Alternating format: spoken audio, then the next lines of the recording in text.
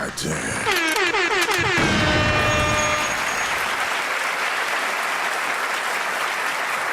Appreciate you, ladies and gentlemen. Goddamn, I appreciate you.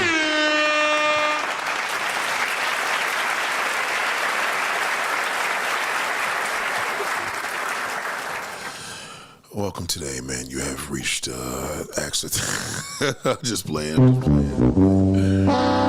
Salute to everybody, man. I hope you're well, man, on this glorious Sunday. Goddamn.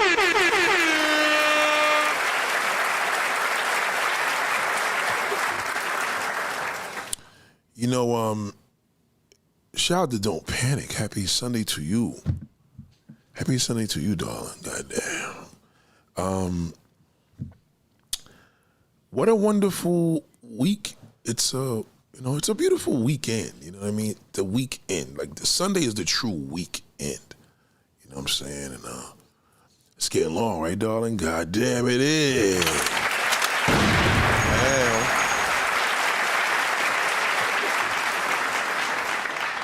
You know, the thing is, though, I just, it's hard for me because I want to take out, in regards to my locks, you complimented my locks, appreciate that.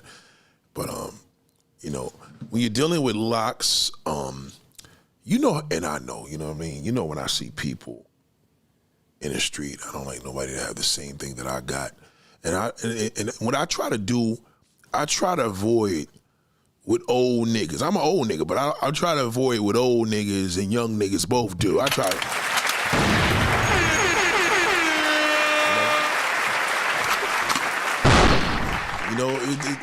It's a lot that we do to not look like that bum. You know what I mean? And I realize now that a lot of men in their 40s and 50s are lost. They don't know which way to turn. They don't know which way to do. They don't know how to look. So they try to look and go by what the current trend is. Me, my whole thing is every time I do something where I think I think I'm gonna enjoy this lane, then it comes, right? So it's like in my mind, right? For example, like Jordans. I remember the mode where I'm like, nah, I think I'm gonna fall back on these Jordans. I'm about to just get on these everyday comfortable New Balance. Some Yeezys are comfortable. But I'm about to get on my little running shit and just be on my zone. I'm thinking I'm gonna put these shits in the back, and then it started getting played out. Then I started to grow my hair because COVID, well, prior to COVID, because I started this in 2018, I'm like, I'm just tired of being in barbershops, you know what I'm saying? I'm just tired of it. I'm tired of hearing niggas gossip and the funniness in the barber. You know, your barber is going through his mood swings and shit. A lot of barbers do a lot of drugs, you know what I'm saying? So like, they shit is just different over there. So they be depressed, they cutting your hair and you paying these niggas, and then 3-4 days later your shit grow back, right? So COVID happens, I started growing my hair, COVID happens, and then we had to really get nice with the clippers because we couldn't be at the barbers to shape up our little lines and shit like that. And my hairdresser, she does my hair. So now I'm used to a woman doing my hair now, you know what I mean? And I grew it, and it was more of a spiritual thing too, because something that was happening to me to 2018, I was like, let me start growing this so I could kind of have a story. So I had a different mission. My mission was just completely different than most people. So then with the climate started, all these little young niggas, the drill music got crazy, and then I'm just like, oh man. So I purposely grew my locks thin, small, so I don't fuck my hair up, be losing hair and shit like that. But thank God my dad had hair, you know what I mean? So, you know what I'm saying? So that's important. That's why we all be dating these bald ass niggas. You don't want to have no kids with them.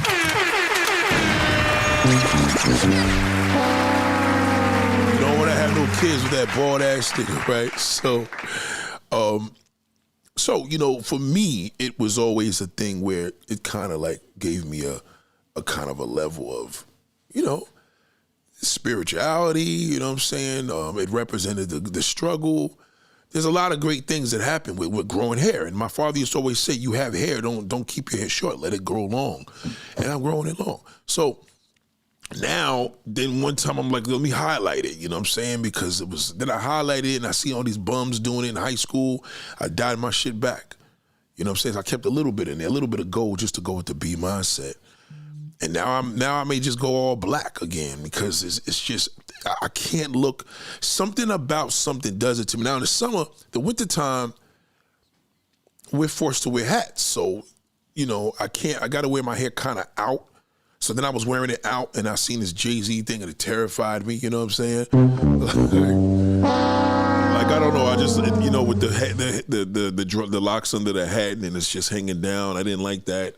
So I was like, well, I don't want to rock a ponytail, so I just put the ponytail to the side and just let it just come down there. And it's kind of funny because women love that shit because they be like, hell, you know, saying it here.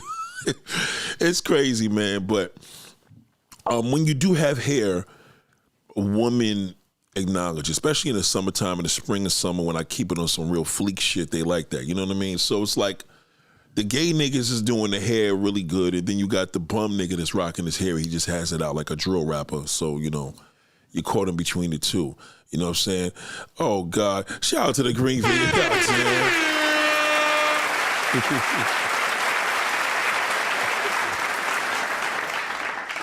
What she say? Mike, right? Oh, hold on. What's that? You said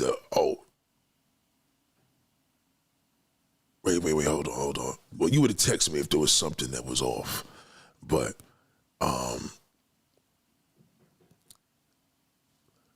somebody knocking on my door? Somebody, shout out to Anna, goddamn. Shout out to that shit. Thank you for that super chat. Ladies and gentlemen, I have a wonderful, we got the ladies here already. We got the group members, you know what I mean? Well, I have a wonderful show for you today. Wonderful. You know what I'm saying? So shout out to G. So, that's the thing, and I think it's a great thing where I'm not the type of guy that acknowledges when a woman is staring. Because everybody stares, you know what I mean? I don't take it like, ooh. I think the people that are with me would notice a stare. I don't think a man should be that cocky enough to know a stare of another woman. Because everybody stares. Men stare, women, and for whatever reason, who knows? Maybe they think they know me. Maybe I look familiar. Maybe it's because I'm tall. I don't know. I'm really just, I don't trip on that. I don't think no man should ever trip on that. If you're a homo, it's different because gays and women and gays, they would pay attention to who's staring or whatever, and they kind of know what they're staring at. Men, we don't have no idea what you're looking at, you know what I mean? And I think it's good for men to keep that. The problem with that is men don't know their value. They don't know what their hook is. So when a man doesn't know his hook and he's out here being single, it doesn't work to the benefit of the woman.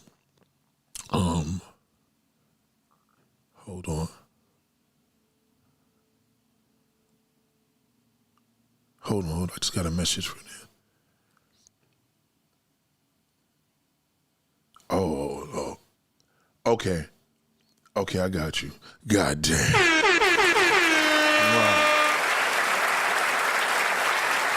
And it's a very special day, you know what I mean? The Green Vegan knows that day, you know what I mean? If anybody should know me on a real deep personal level, they should know March 15th is just, you know, a day of refuge, a day of peace, a day of, this is my, no remembrance day is more better than March 15th. So, with that being said, shout out to Ken Thompson, just became a member. Man, listen, man. It works as the support, man, when people really understand the refuge and the information that you're putting out. It's just incredible, man. And shout out to Brooklyn, man. I was in Brooklyn yesterday. Good Lord have mercy. Brooklyn. Brooklyn is amazing. Now I know, yeah, Nate, you said it's, you know, New York is not the same.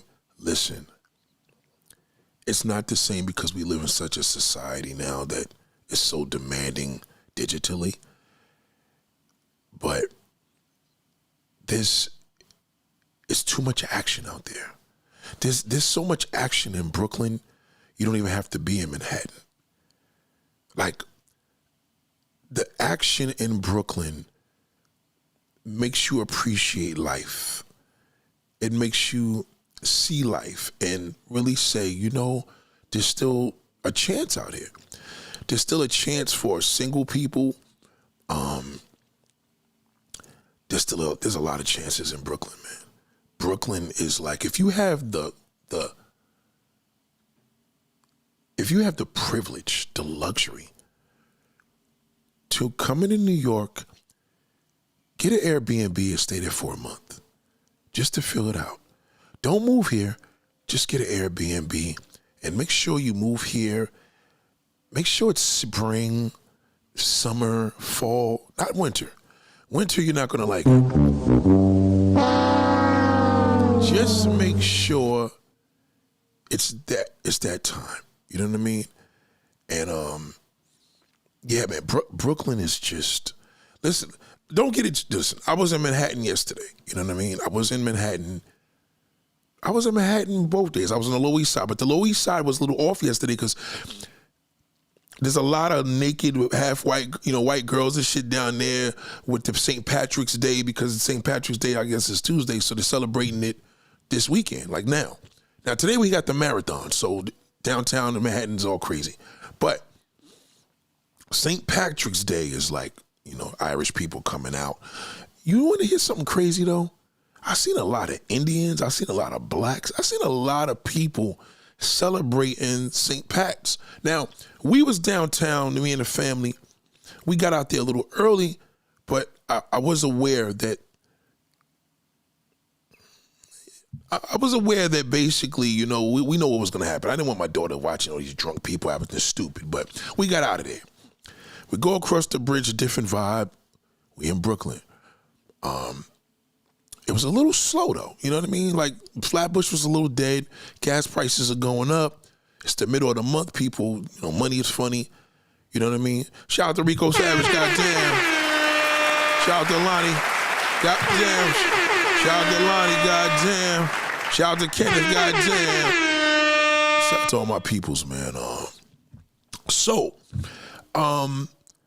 Flatbush was regular. You know what I'm saying? It wasn't a lot going. Oh my God.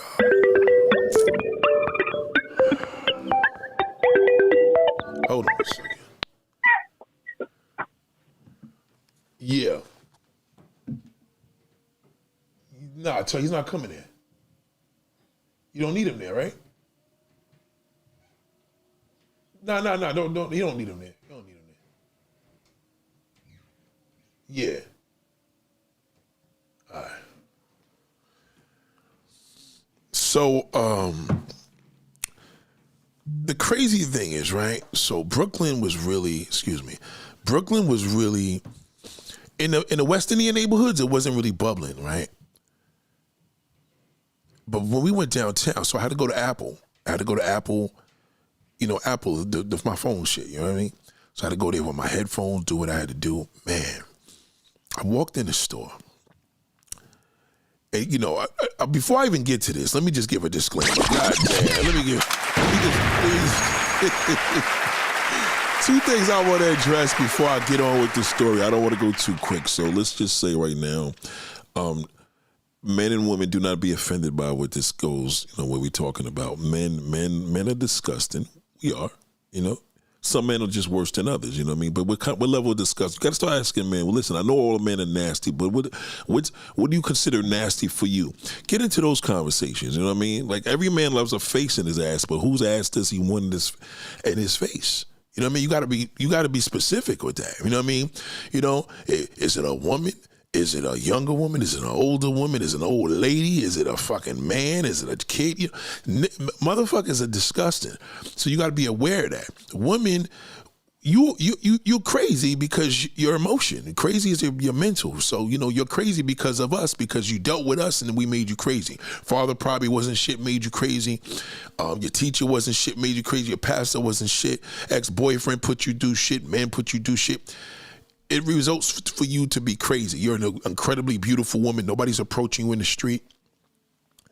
Nobody's, you're not cuffed up. The ugly bitches, you know what I'm saying? I mean, so, you know what I mean? Don't take this personal. It's for education purposes only, because whenever I tell you, it's gonna fucking work. Believe me. I'm telling you. So anyway, before I address it, but I just want to address this whole thing. Y'all hear about Scary Movie 6? How do y'all feel about that? I just... Regina Hall, the Marlon Wayans. Damon cut his hair off because he was wearing a toupee all that time. I mean, we all know the Wayans hair, they lose their hair, you know what I mean? They all lose their hair, you know what I mean? You've seen it happen to Keenan, you've seen it happen to Damon, Marlon, you know what I mean? They don't look good in bald heads. What do you say, stick it? Yeah, I don't know, Ken. I don't know. I think they need to leave that alone. This is the thing with Marlon Wayans. Marlon Wayans, just 6 months ago, was going back and forth with 50 Cent, right? That failed. Then he got on the Shannon Sharp show crying about how they took the third movie of the Scary Movie they didn't do. We know this story. We heard it a million times.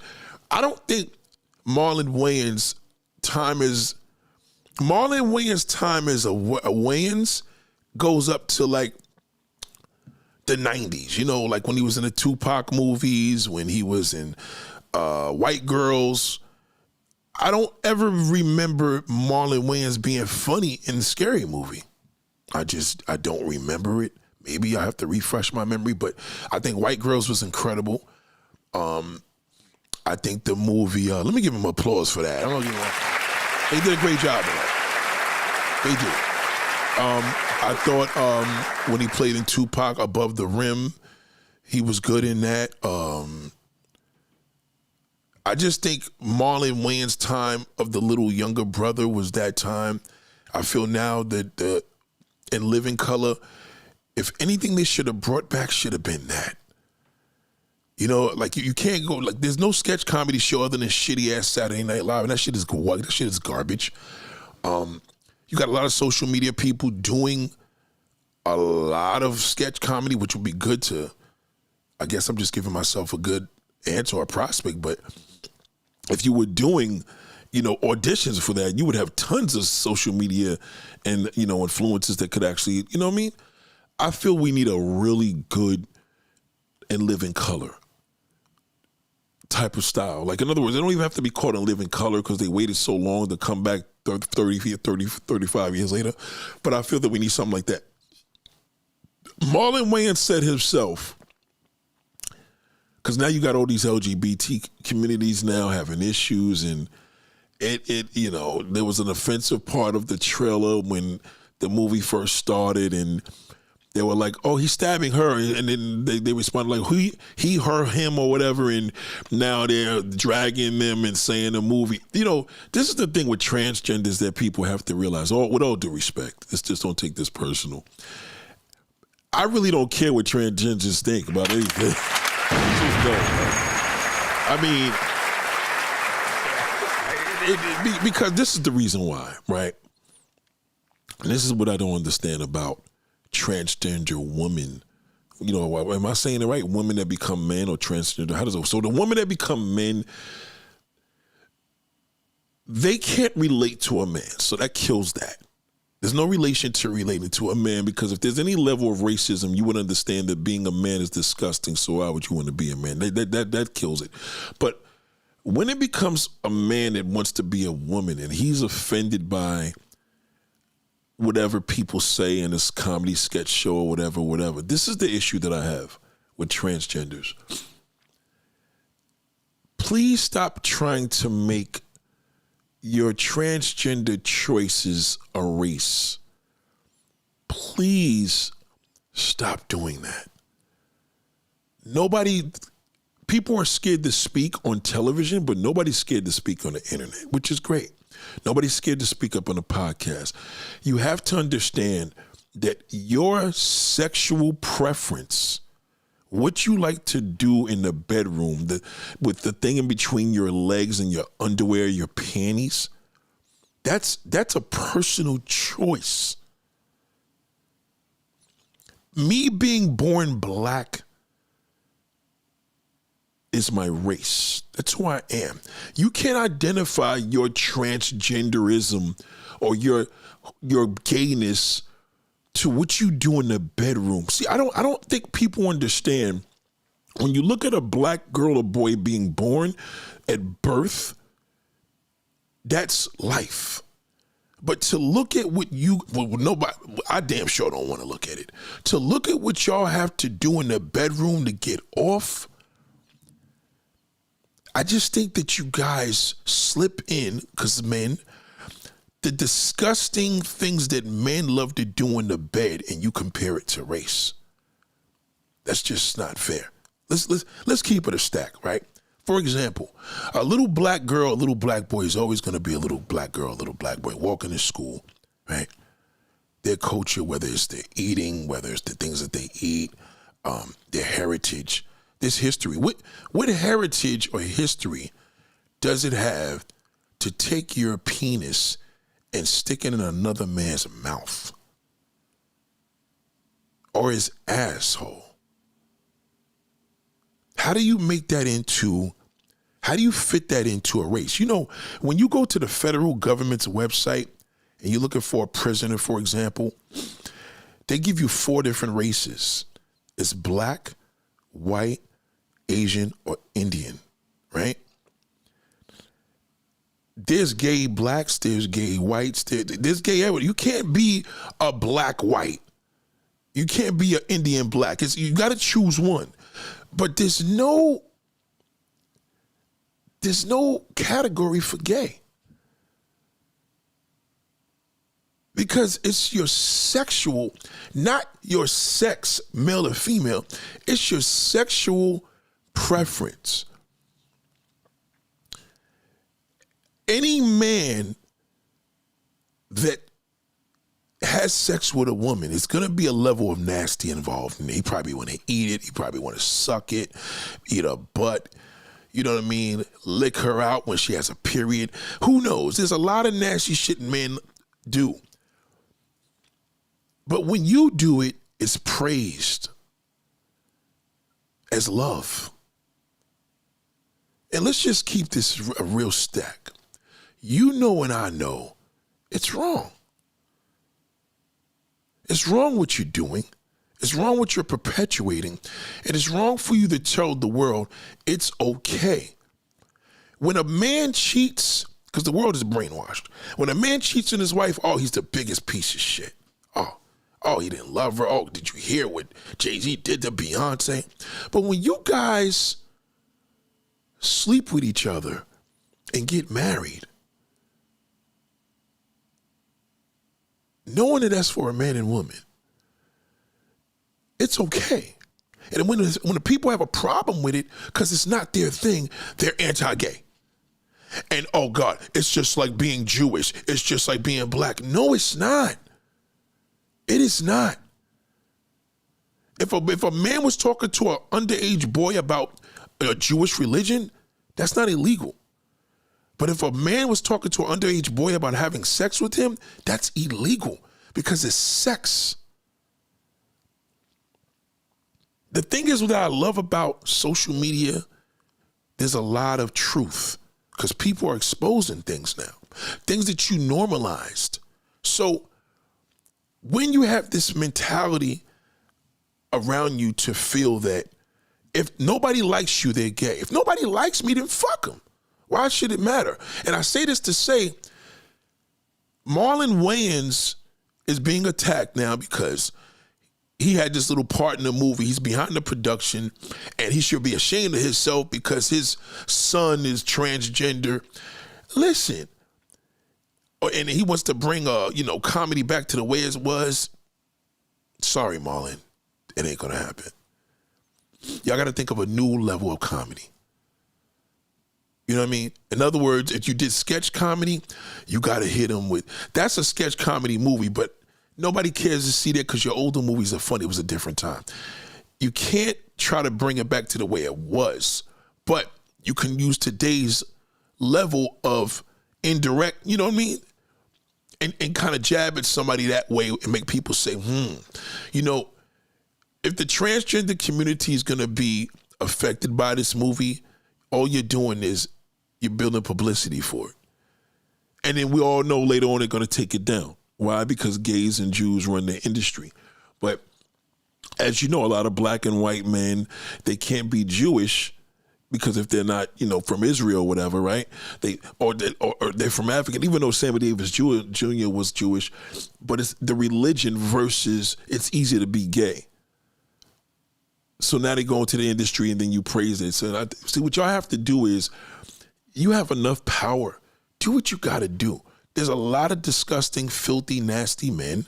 You know what I mean? And there's a lot of women out here that just don't want to be who they are. And that's fine. Just do what y'all got to do. It's your sexual preference. Your race is your race. Your culture is your culture. Your nationality is your nationality. Just stop it. It's ridiculous. So Marlon Wayans is trying to bring 90s comedy into this. No, you can't do it that way because they're going to attack you. And they're going to win. You know what I mean? They're going to win. You have to do it in a way now where they're doing the Jeffrey Epstein levels. You know what I mean? If you're going to expose as a rebuttal somebody coming to you, you better have something on them. And a lot of shit goes on in the gay community. To be an entertainer, there's a lot of men and women, especially men, that are in this game right now. Y'all know a lot of them. And they came into this game because they were forced to sleep with somebody against their will. Okay, there's a lot of people we look at, a lot of comedians. I'm not going to get into that, but I feel now that stop trying to bring things to the way they used to be. Just stop it. Those days are over. Stop trying.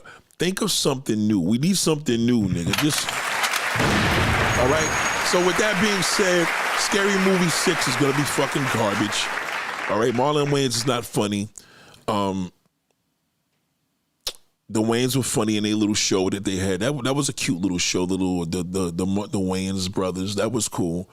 But Sean Wayans is just not funny no more. He's lost his image. He got this big old shiny bald head. Got makeup in his face. He's sassy in his interviews. It's just not funny no more. And I think they waited too long.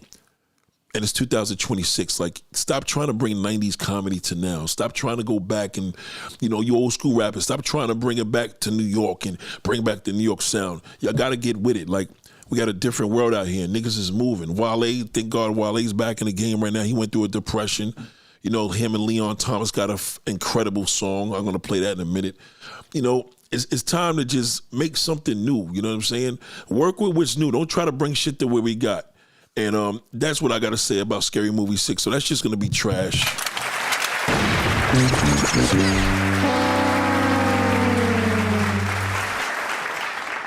Yeah, comedy had its time already. That's it. Yes, Lonnie, it had its time. It's over. You can't do roach jokes and welfare jokes in a comedy show anymore. You can't do the David Chappelle type of jokes. That's not comedy. That's a podcaster can do that. You got to remember now, men are going through emotions right now. Chris Rock fell off. He got smacked by Will. This shit is done. It's over. Anybody you show me that's alive to do a show right now that they were popping in the 90s, early 2000s, you're not going to win. It's going to be whack. You're just laughing because you need something to do. It's so bad out here. People will watch a Tyler Perry movie just to watch all these B-level actors. You know what I mean? Respectfully, it's just whack. It's just whack. Nothing's happening right now. You can feel it because these devices are so powerful in our life. It's controlling us. So we got to get with the time. I'm not telling y'all to go out, your old niggas to go out here and go get an AI, comedian or AI actor that you're trying to manage. I'm just saying you got to create something new. You know what I'm saying? We came from things that were created, time goes, shit gets played out. Some of the shit dragged on and really lasted a long time. I in my studio, right? I came here today, and in one of my bottles of dishwashing liquid, I keep the top open, but I'm not here often. And that shit is like almost half empty. I'm like, how the fuck did this all go? It evaporated. I didn't think that dishwashing liquid evaporates, but it's been there for a minute. It wasn't closed. It's open. It's got nowhere. It's going to go in the air. Shit gets old. It lasted a lot longer than water would last with a top open, but some things last longer than others. And I don't think people realize that we don't need to embrace the new era, Anna. We need to embrace the current era. Because we don't want to wait on the new, because today is the new. You know what I'm saying? What we do today is the new. What you create, when hip hop got created in 1973, that was the day, right? That was the time, that was the year. They didn't say, well, we're gonna create hip hop at 73 for it to blow up in 87. You know what I'm saying? So you have to embrace the current era today. If you don't have nothing today, then tomorrow forces you in, because there's nothing we could do about tomorrow. And that's just that. People just got to realize at the end of the day, we don't need to have a world where we call a woman being disrespectful, calling woman sister woman, and, a man that sleeps with a man is not gay if he's still straight. Magic Johnson's son is saying he dates straight men. No, nigga, you dating gay men. And anybody that's sleeping with you to see your big old ugly ass is gay. You know what I'm saying? Right, Anna? Magic Johnson's son is hideous. He's a big, hideous man, all right? I don't care what I'm not even a Magic Johnson fan like that. I've never been. I always thought he was a clown, you know what I mean? But I just do it. He's just not my favorite, you know what I mean? But I say this to say that Magic Johnson's narrative, y'all see captions and believe it. Stop doing that. That means you still believe in everything you see, okay? Magic Johnson's son is dating men. He said he doesn't date gay men, he dates straight men. Bro, enough is enough. Y'all got your crown, y'all gay. It is what it is. Y'all get married in churches and shit, which is, it's all wrong and fucked up. But now you calling a man straight? No, nigga, you date men that are on the down low. You date men that look straight. You date masculine men that don't look as flamboyant as you, but they are gay, okay? If you fuck a transgender, you're gay. If you fuck a transgender and you know it, especially you're gay. It's a man, period. I don't care which way you try to cut it. You go to Thailand because you don't want to do it here and you fucking little lady boys, it's a boy. You know what I mean? The fucking in, you know what I mean? Born, whatever. That's what it is. And people have to understand that you keep playing with God's work, man, I'm telling you, you're going to fucking find out the hard way. You will. You know what I'm saying? Man doesn't run the world. He ruins the world. He can't run it. There's nobody running it. He can only destroy it. He doesn't run. If he ran the world, you know what I mean? There wouldn't be crime. There wouldn't be wars.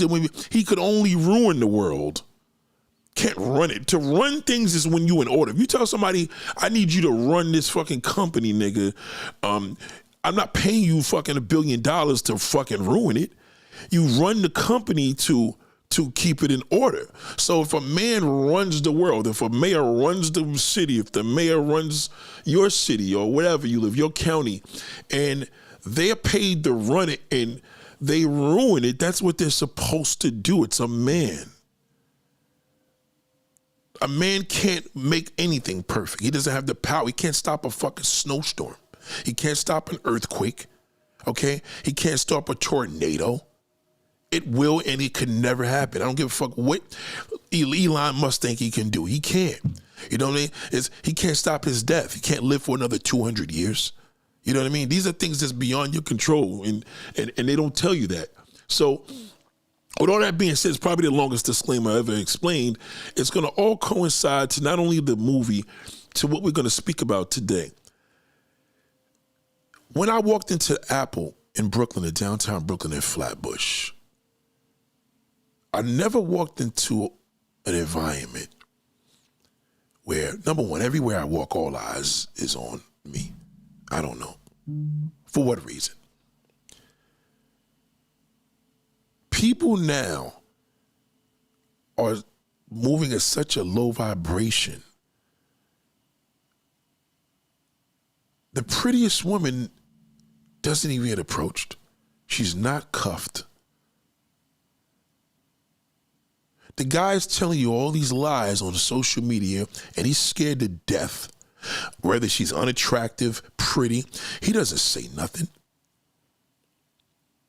He has all these filthy things in his mind because he's a man. He can't deny it. No man has ever done that. I know, okay, a straight man, you know what's on his mind. A straight man ain't had no pussy in 100 years, you know what's on his mind. A gay man, you know what's on his mind. It's very simple. A woman, we don't know what's on your mind. We can't read you the way a woman could read you. No man could do it. Okay, even your little gay man that want to be you, that thinks he's a woman and he's not.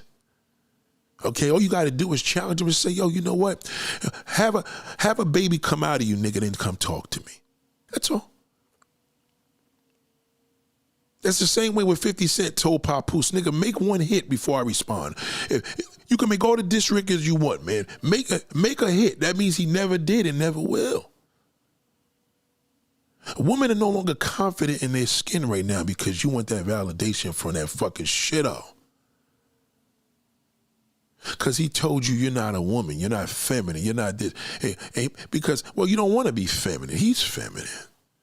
You can't be feminine, you're a woman, you know what I mean? Feminine is a damn act. That's a character. You're not a character. That's your being. That's your well-being. I don't care how you try to fucking cover it. You could put a strap on, you could flatten your titties and cut them off, you're still a woman. God knows who you are.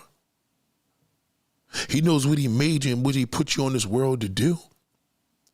You wanted to take the freaky route. And why don't you just keep it a stack? But move it along. As I'm looking inside, it just was dead in there. Dead. So I sit down. No, there's one persistent. She was cool. You know, she was cool. She probably didn't see my wife and daughter playing with the phone and shit like that. So she was a little, you know what I mean? So we bugging out, whatever. And it's more, they got to have a lot of blacks in there because a lot of, you know, you got them disrespectful whites and blacks that may coming in. When they see niggas from the hood that's dressed up in Apple gear, they deal with them a little differently.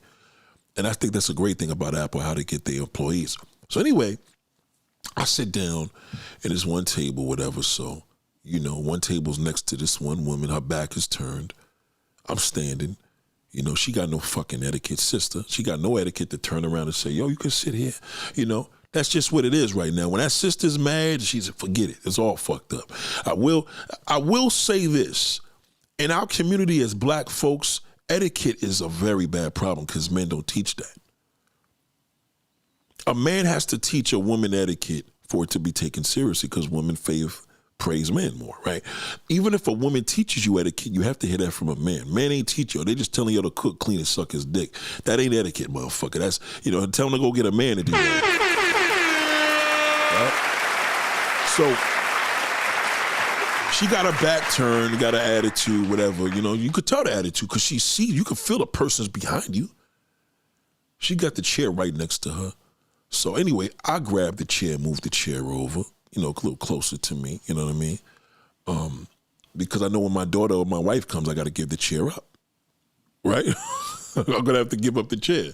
So, but they're playing with the phone. My daughter's doing whatever she's doing, whatever, with my wife, right? So anyway, there was this little chick at the table, busted. And, you know, to me, it's funny because people think pretty women have attitudes. No, they don't. The prettier the woman, the less the attitude. And if she has an attitude, she can back it up because she's bad. But when you ugly, you got to think about this. It's bad if a woman is unattractive and then your attitude makes you ugly.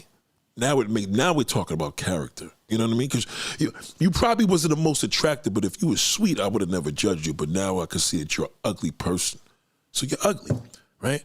So she's sitting there trying to mind her business, playing with her phone. She got nothing to say. She can't say, oh, how you doing? You know, if a white woman was sitting there, she probably acknowledged it. How you doing? Good afternoon, good evening, how you doing? Yeah, they're waiting us. It's a long wait. You know what I mean? This is what we're supposed to be doing as normal people. We're in fucking Apple. We all have the same common interest. We ain't here to get our shit fixed. You know, I had a earphone that broke. I know some of you damn Android members gonna be like, I thought Apple never breaks. Relax, calm the fuck down. Calm the fuck down.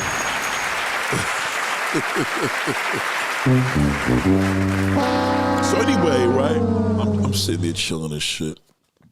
And you know, I'm not twiddling my thumbs, but I hate to play with a phone in a little position like that. So I got up. And then I just asked the dude, like, they told me that the guy said he'll be here like in a half an hour. So I happened to get up and ask another CSR because they're all walking around. I'm like, catch where I'm going with this. I asked another one. And he said, listen, you're next in line, so you should probably stay over there because they're probably going to come. I said, okay, cool. So I told my wife and daughter, listen, I'll be over here, blah, blah, blah, blah, again, because I was over where they were at. So I sat down. The chick's right ahead of me. No type of eye contact, no. If I see somebody sit down, I'm saying, how you doing? Even a brother, you be like, yo, what's going on, bro? So the dude came over there, cool dude. Now this is the type of black brother I would like y'all to meet. This was a good dude. I like this guy. This guy was man, we talking, man. We connecting, man. We shooting this shit. I'm like, yo, this shit is crazy. All these beautiful women in here. You know me, I had to talk that shit before my wife come over, right? The Puerto Rican cop at the front was bad as a motherfucker. She got the uniform on, looking incredible. You know what I mean? Approachable. You know what I mean? She was approachable. You could have just been like, yo, thank you for your services. A lot of y'all niggas don't know how to talk to cops. All you got to do is tell them thank you for your services. You know what I mean? They fighting for you and they protecting your punk ass. So, the woman is here. There's a lot of little action going to my left and right, but she's staying there the same way I am. So she's waiting for whatever she's waiting for. Me and the dude get into a nice conversation. Who do you think interrupts the fucking conversation? Who do you think?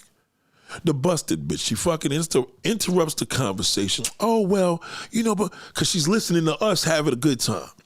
So now, instead of her going to anybody else, they all got damn iPads, and everybody got the same iPad with the same database.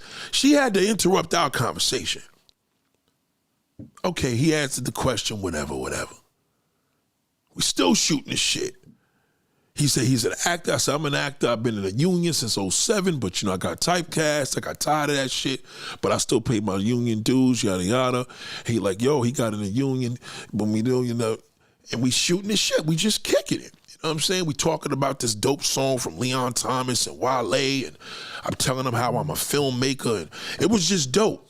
She interrupts it again, ladies and gentlemen. One of those boring looking women that got nothing to her but just anger. She wasn't paying attention to all the folks, all the CSRs, she had to fucking interrupt him. Now she interrupted and killed the conversation because at this time, whatever he said, he had to go. Now I'm looking, now my wife, thank God my wife and daughter come along now. You know what I'm saying? There's a couple of seats left for them. My daughter's ready to go. So, at this point, whatever, he got the headphones, but she killed the whole layout of it. And what it was that the whole fucking time, she was paying attention to me. Her mentality wasn't paying attention to nothing else. Just when everything was going, her crazy fucking ass had to jump into our conversation and totally fuck it up. Because at this point, she probably feeling like, oh, he's spending too much time with him. He needs to be servicing me. Bitch, there's about 40 fucking CSRs walking around, men and women. Talk to them. He had to leave and literally go deeper and help her out just to throw the whole shit off. She playing with her phone with a fucking whack-ass hairstyle, fruit and berry, one of the fruit and berry bitches. So I said, this level of crazy, I could see why a woman like this would date somebody's fucking husband. She'll be the second one that nigga lied to, and she gonna take that in guy when she see two good-looking brothers kicking and talking. You know what I mean? It's almost as if, it's not almost, it is what it is. What happens is, the position of a woman is always a mental state. You gotta listen, brothers. Listen to a mental state. Once you could tell a woman and challenge her and said, I don't want no pussy. Don't even tell her you don't want hers. Just say, I'm not interested in fucking nobody right now. If she's worthy, she could challenge that. She's unworthy of it, all she gonna do is seek for attention. Because that's all she knows. That's the type of motherfucker she dealt with, a whole bunch of nasty, grisly niggas. So what ends up happening a lot of times, when you see a woman that's unattractive, it's not that she's unattractive, it's she's an unattractive person. She has an unattractive character. And we as people can feel that. We can detect that. That detection could come universal. Now, I admit, woman know woman. I can't say that I know a woman better than a woman. No man could say that. And no man could tell you that. I don't give a fuck what he does to a sex change operation. Sex change. He has to change it when you are who you are. You were born that way. He had to change it. You know, it's still not the same. As I'm looking around, I'm seeing all these bad motherfuckers. Even the one bad chick that was at the table next to her. They quiet. Nobody's saying nothing to them. The busted chick's probably gonna feel this favoritism when she gets approached. This is the thing I don't understand about an unattractive person if you have an issue. If you know nobody's approaching you because you're unattractive, fix that. But if you're an attractive woman, that could make a bitch crazy.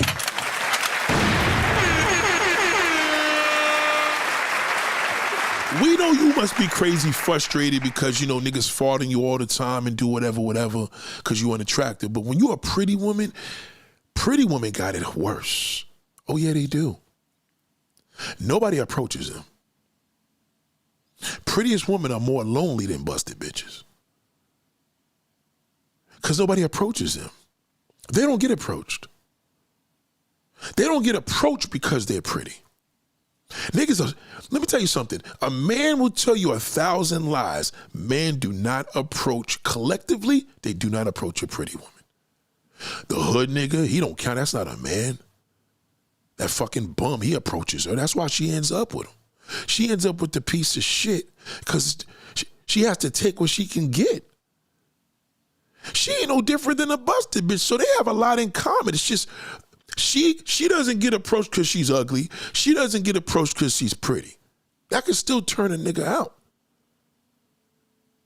So this is why a woman has to say, well, Nate, as a woman and men are nasty and I got a pussy and a mouth to deliver, how the fuck am I single? Which is fucked up the question, but because they're scared of you.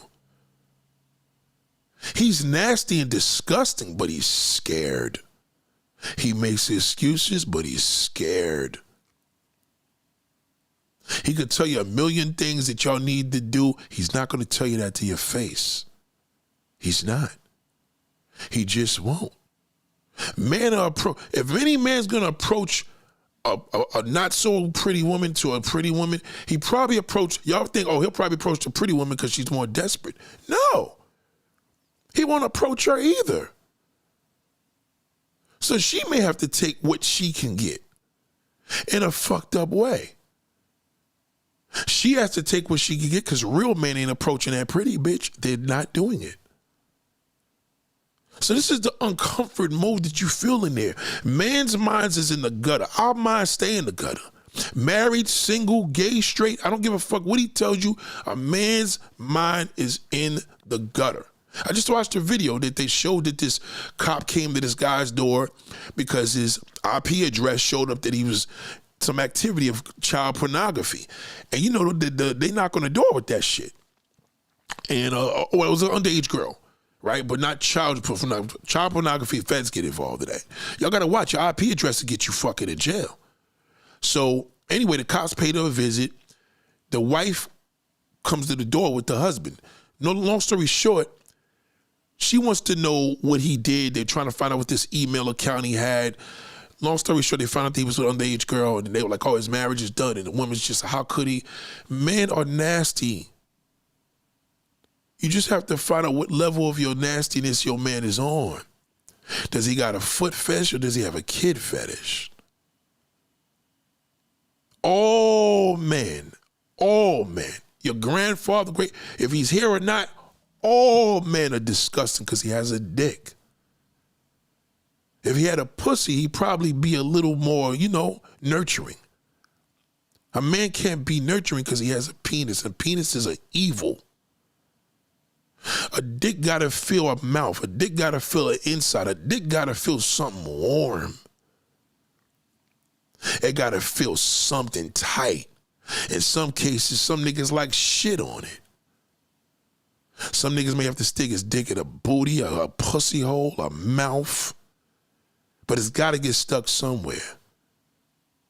Unfortunately, Even though a woman is made for that, he still may want to get a little extra freaky because he's nastier and disgusting.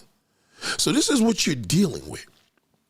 One way, no matter which way, I can read a man better than you could read a man. You could be with your husband. I could tell your husband's a fucking freak. What do you think he's into? He's probably into little girls. Oh, I don't think so. He doesn't give me that impression. You'll never be able to pick that up, darling. I can. You can't pick that up.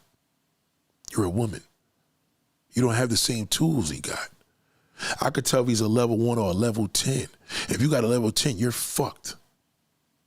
You can't tell. So this is the environment that is going on in the world, right? So now men like, yeah, women are desperate. Right. They are. For love? For a man that doesn't lie? What woman is not desperate for that? Now the men are sleeping with men. They got it hard as a motherfucker. You got to worry about if you were a man or a woman. They got it harder. Nobody's approaching them. If a woman lives in the hood, she gonna get some burn.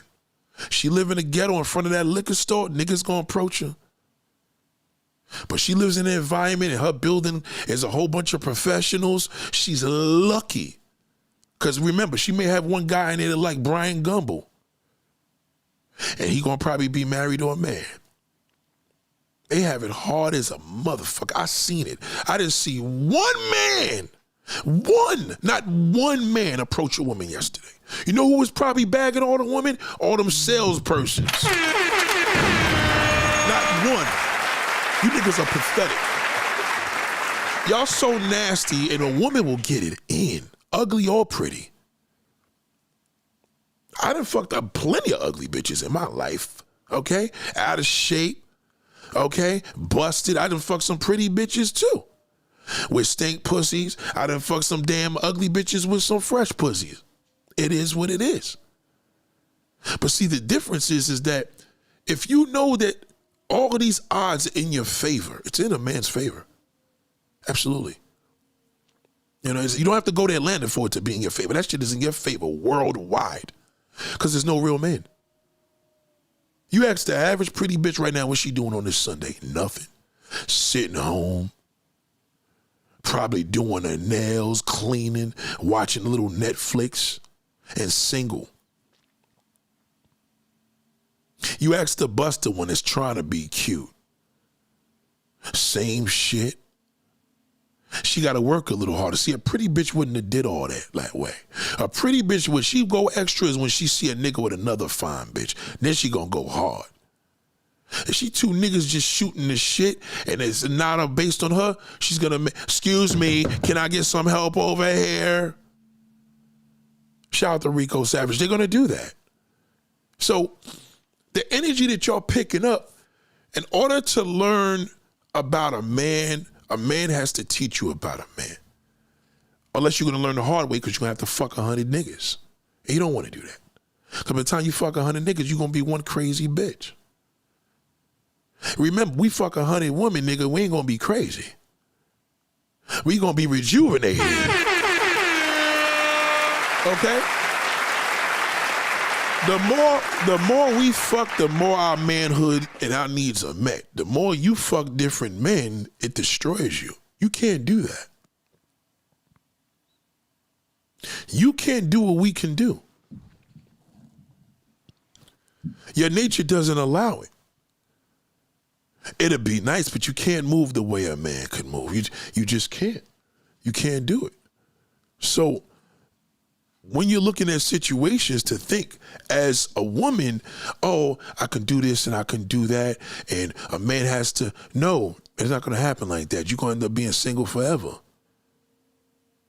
And then when your looks fade, you're going to be fucked. So to a fucked up way, you have to just be honorable enough to know, if I'm meeting a man and he's nasty, what else do I got to offer him? You got to eliminate the pussy hole.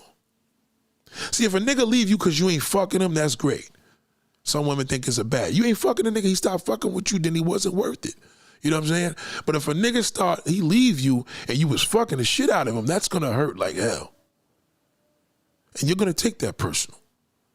A man is different. He could be fucking a woman like hell, and next thing you know, she leave him. His manhood is crushed. He's not gonna go out there and get something else knowing that he can.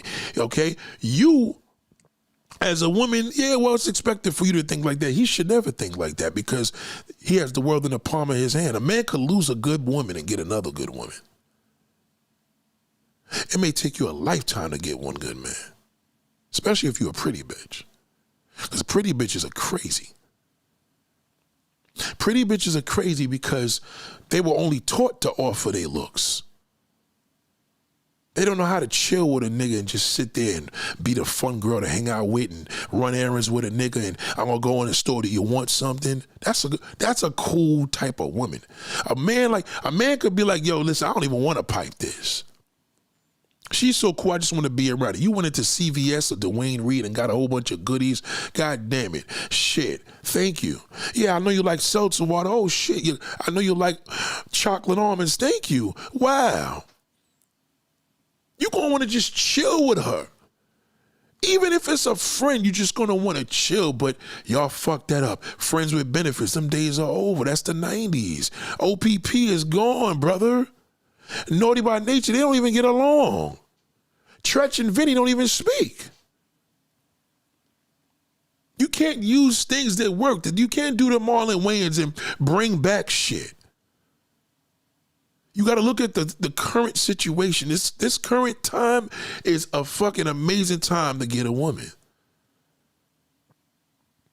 Okay, but is it an amazing time for a woman? That's the part. How does she know? She's got to keep men around her that know men. And she has to listen to him. And he has to take the dick out of the equation. He can't think with his dick. He got to tell her, watch that motherfucker, something about him. He can't tell her that because he want to fuck her. He got to tell her that because he cares. Because he don't want nobody to hurt her. She's a good person. Shit, I took a long trip with her. My family loved her. I don't want you getting hurt. She doesn't know her value.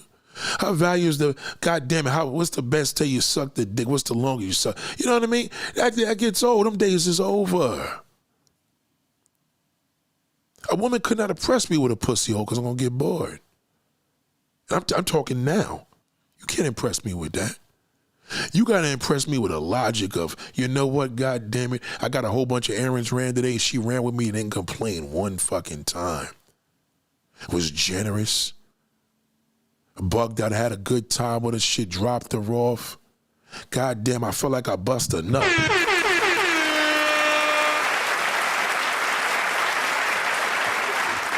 So yes, you are crazy. A lot of y'all are crazy. You're born to nourish a man, a family. You're nourishing. That's your nature. I don't care how much you talk about your thug life, how rough you are. Fuck a nigga, I don't need a nigga. Yeah, you do. Of course you do. Why wouldn't you? You don't need a piece of shit, but you need a real man. That's just your nature. It's okay. You want to eat, goddamn it, I gotta eat, Nate. I'm starving. I had to eat in 3 days. Yeah, you gotta eat before you die. I don't need no food. Fuck food. I'll just do. Well, you're gonna die that way. You don't want it. It's called starvation. And you're starving yourself. All you gotta do as a woman, you already know you're fucking goddamn cuckoo. You know niggas fucked you over. Your father was a shit, uncle was a shit. Nobody know how to love you. Man ain't getting taught. Niggas go to damn drug rehabs. They don't got no goddamn medical that pays for these motherfuckers to how to love a woman. They don't know how to love a woman. My friend just told me his daughter, 24 years old, he had to put in a goddamn fucking treatment center on the West Coast for alcoholism. He said, the place is nice. Oh, it's really a beautiful place. I said, well, how did your daughter get there? He said she was abusing, alcohol, tearing the place up, because she lives with her mother. I'm not with the mother. My other daughter lives with the mother. They're both fucked up. They're both alcoholics. I said, wow. Automatically, I knew why. I knew why the daughter's an alcoholic. I said, let me fuck with him a little bit. I said, how do you think she got there? Oh, her mother's an alcoholic. Okay, yeah. Figured he would blame her. Now, mind you, he don't live with his daughters. He lives with his girlfriend. He lives with their little fucking puppy. All right? All right? In Brooklyn, right? The daughter has an abusive boyfriend. We're not surprised. You know the daughter's fucking gorgeous. He's Puerto Rican. She's Puerto Rican. The wife's the baby's mother's Puerto Rican. You know she a bad bitch. Ain't too many Latin busted bitches. But his daughter's bad. So you know she pretty. You know, like little guys, you know she got the boyfriend's a piece of shit. Did the father ever talk to him? No. Whenever you see a woman with a bad man, it's because of the father. He did something wrong. You didn't know that? Oh, you didn't know that? Whenever you see a woman with a bad man, it's the father's to blame instantly. It's not the mother, it's the father. I don't care if she wasn't with the father, the mother was with the current boyfriend was whipping her ass. It's because of the father. His absence. Dead or alive, his absence will destroy a woman. That's why she picks that shit up. And of course she's supposed to. It's in her nature. A woman's first love is her father. So if her father's a piece of shit, she's going to search for a man that has the same deliverance. Father love, protection, admiration, guarding. Okay. And now the man mixes up his mode of fatherly to sexual. He could have just been fatherly when she would have fell in love with him. Oh my God. You know, you fellas just don't realize how good it is when a woman says, God damn, I want to fuck this shit out of you. Have you ever experienced that? No, you haven't. Because you wanted to shove the dick in her mouth at 12 fucking years old. You didn't allow her to fall in love because you don't know how to love a woman. So moving along, he shows me this place on California. Oh, it's beautiful. It's gorgeous. Man, I said, well, how do you pay for that? He said, insurance. I said, insurance pays for that? He said, substance abuse. I said, wow. But insurance won't pay to teach a man how to love a woman, how to treat his woman or raise a fucking daughter or treat his wife or how to get pussy. That's what I'm saying to myself. So check this out, ladies and gentlemen. I said to him, now watch this. I said, well, you do realize your daughter's crying out for love. He said, yeah, I do. And I will say I'm always there for her. I do what I can. I'm like, he ain't getting what I'm saying. I said, she's crying out for love, man. And then she's getting his attention. Now, it's in a woman. It's in a woman's nature. So he says, well, she wanted to move in. She wanted to move with me and my girl. And I told her no. She wanted to move in this house here? We're in front of his house. He said, yeah. But you know, I said, well, how you got 2 bedrooms? He said, well, you know, my girl, she has the room because she's fully remote at her job, and that's her office. And I'm like, oh shit, he's making excuses. And you know, she doesn't like dogs, and she has a cat. My daughter has a cat, and I'm not the cat and the dog ain't gonna get along. So he rejected her. You see, what you fellas don't understand is that was the test right there. He just keeps rejecting her. And now he dumped her over into a fucking damn treatment center. What's gonna happen when she comes back to New York? She got that bum-ass fucking boyfriend that lives with his mama. All right, he ain't accomplishing shit. The father don't fucking want her. The mother lives with an alcoholic. The mother's alcoholic. She lives with an alcoholic. Her daughter's alcoholic. He said he can't do shit for the 40-year-old one is still over there. He can't do shit for her. I said, why not? She's too old. Men really believe that supporting a woman is love. Giving her money, or you support her, give a couple computers and money whenever she needs it. She needs the love from her father. Not one time did he ever tell her, you know, I love you. Why are you doing this? Your daddy loves you. There's no age limit to tell a woman that. There's women here now that's 75 years old probably listening to this conversation and wish they could have heard their father say that today. A woman is a nurturing soul. You got to constantly nurture her. The minute she veers off, you got to keep nurturing her. When it dries up, pour more water in there. It's like a sponge. They soak it all up. Not suck it up, asshole. Soak it. That's why that little worthless 13, 15-year-old piece of shit son you got, all he know how to do is sling his dick, because that's all he does in the room when you're sleeping is beat his meat.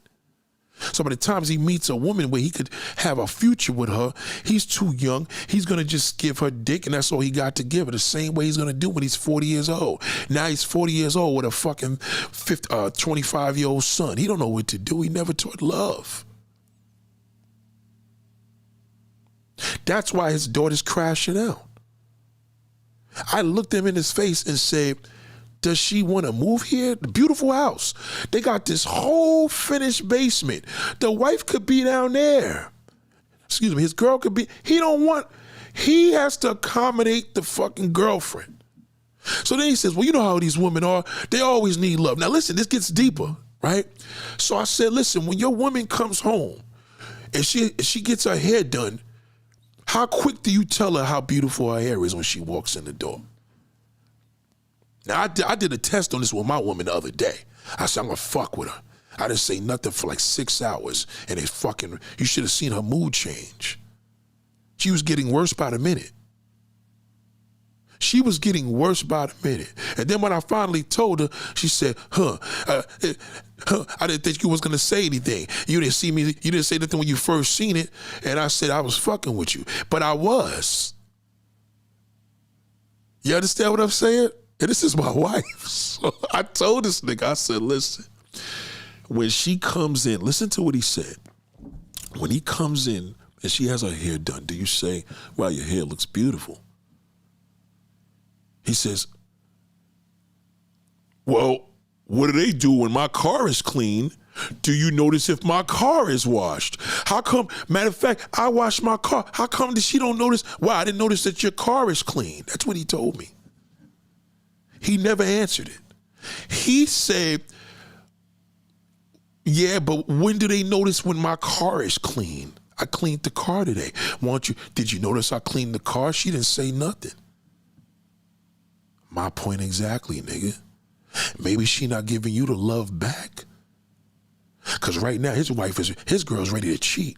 That's a candidate for me to fuck. All I got to do is say, God damn, girl, your hair look beautiful. Wow, Al, I love the hair. You just confirmed it. You can't tell a woman or expect a woman, and women do not ever do that. His car? You shouldn't even be, it's not in your nature. We should notice the car is clean. That's not for you. That's a little whack. If he vacuumed the car because it was dirty, because it was a whole bunch of chips and he keeps it filthy and you got it and it's clean, that's different. You should not know if he put Armor All or got a fucking goddamn ceramic coating on the car. I'm sorry.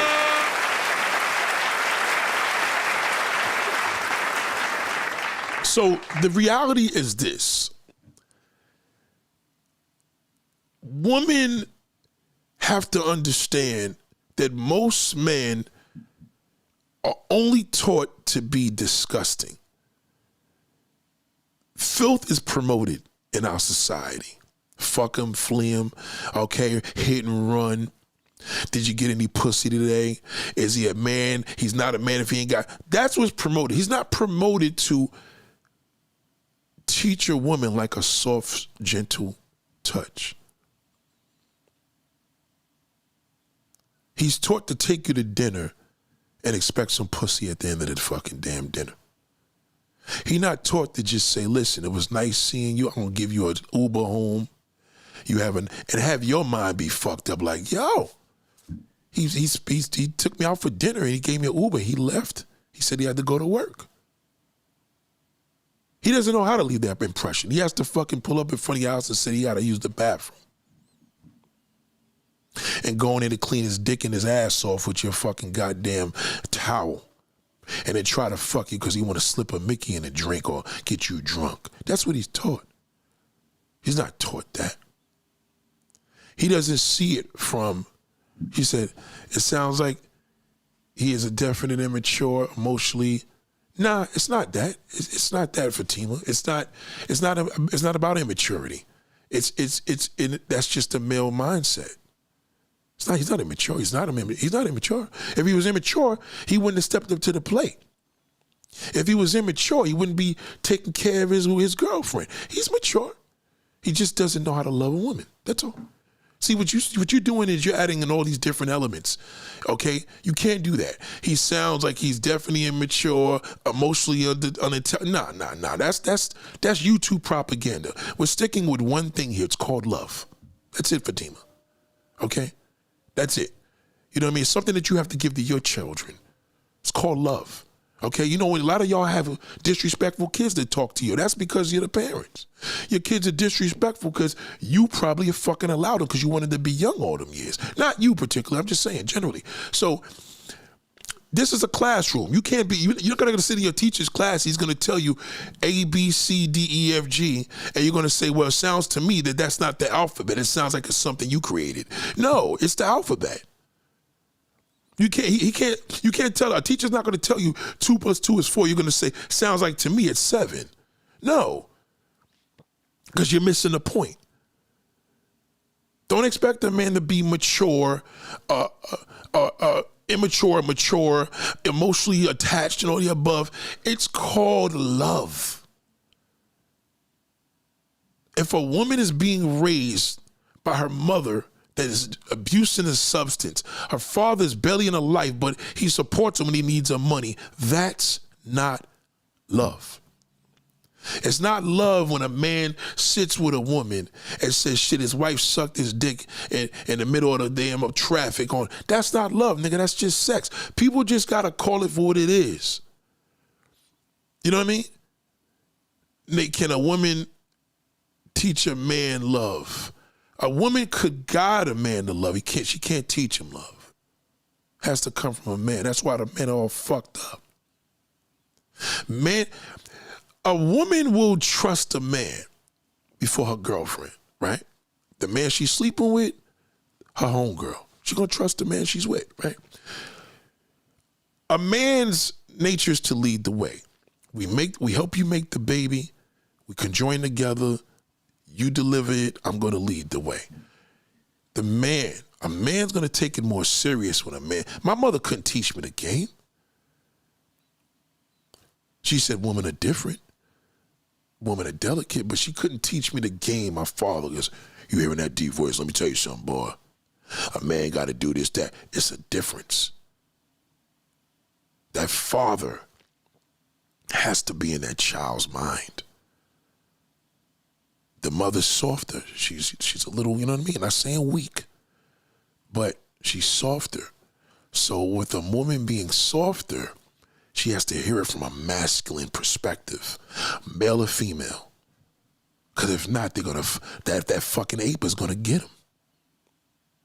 See, the opportunity that the man had, that was with the man, my man's daughter, was the boyfriend. The boyfriend gets the opportunity, but what does he do? He takes advantage of the opportunity. He fucking ruins her. Father ain't there. Mother's an alcoholic. He's an alcoholic now because of the boyfriend. The boyfriend is in a position for the fatherly love to display to that daughter. He can do it. But he takes advantage of it and fucks it all up. You understand? Rico said, a woman always mistakes sex with because they are ran by feelings and not love. Right. So in other words, pussy ain't the way to show us love. Stop thinking that. Sucking my dick is not, that don't mean you love me. You just deliver it to my nasty and disgusting ways. I'm disgusting, I'm nasty. So when you suck my dick, okay, I'm not gonna say, oh man, I love you. I never told a woman in my life to suck my dick and I loved her. She was the woman I loved that did it, but I never said, God, that's why I don't like a woman that I love. That's why I don't let my wife do that. She can't fulfill my disgusting nature. My disgusting nature is a mindset. That's who I am. Okay, I try to suppress it and do the right thing, but you know what I mean? I can't abuse her. That's what the man does. He didn't grow up with a father, so he's gonna ruin a woman. He's angry his father wasn't there, his mother, he blames the mother. Any woman he gets, he's gonna fucking destroy her. Kenneth said, let's say she's a super mom raising a son. No, it doesn't matter. No woman's gonna be able to get into that mindset like a man. A woman can't raise a boy to be a man. And a woman can't raise a woman to deal with men. She has to hear it from a father. Once you skip that shit, listen, you could have it, don't get it fucked up. You could have 2-parent household and your father did all that shit. You chose not to listen. You're fucked. No matter which way you go, you're gonna ruin it. You're gonna lose. So you want to win from it. You know what I mean? If you chose not to listen and you had 2-parent household and your father taught you everything, he did what he was supposed to do, and you chose not to listen, you're fucked. You could tell the whole world, it didn't work. I had it and it worked for me. You can't go by them telling you that because you don't know what they could have been. They probably working at D'Agostino's. They probably could have been a fucking lawyer. They chose not to listen. Never listen to a person that prides themselves on, I don't listen to nobody. That's the highest level of stupidity. That's not a flex. That's a dumb fuck. You pride the person that humbles themselves and say, I never listen to anybody. That was my problem. Listen, watch all them homeless people. Talk to them. Go see one of Ned DeWine or anybody that you see in the hood and talk to one of them OGs and say, let me ask you a personal question, OG. How did you get in this position? He said, I made the wrong mistakes. I hung with the wrong people. I didn't do the right thing. He's telling you that because it's supposed to humble you. Not to me. Some of y'all be, I can't listen to a bum in the street. What could they tell me about being successful? They could tell you a lot. There's a lot of successful people that became successful over the fucking bum at the damn traffic light. They just didn't tell you. If I see an old nigga in my age group looking fucked up, that's inspiring, man. I'm like, oh shit, I don't want to look like that. I showed you that video yesterday. I see Tep Carpet. I said, damn, imagine having that double chin with the gray beard and now your weight's so fucked up, your knees can't handle it. No, sir. That video did damage to me yesterday. So you got to think about the level of why women are crazy. Women are crazy because men push them to that shit. Whenever you see a woman fucked up, it's because of the father. If it's not the father direct, it's the fact that she's with a bad guy because the father didn't teach her in most cases. Or the father did teach her and she didn't listen. It all goes to him. Or I didn't have a father because I didn't know who my father was. It all goes to the dad. All roads lead to the man. Men don't teach their daughters about men sexually because they fear it because we're nasty. And we don't want nobody doing that to our daughters. So it fucking terrifies them to talk to you about, what if you ask him, Dad, should I suck a dick if a guy wants me to? How in the fuck does he even prepare himself for that?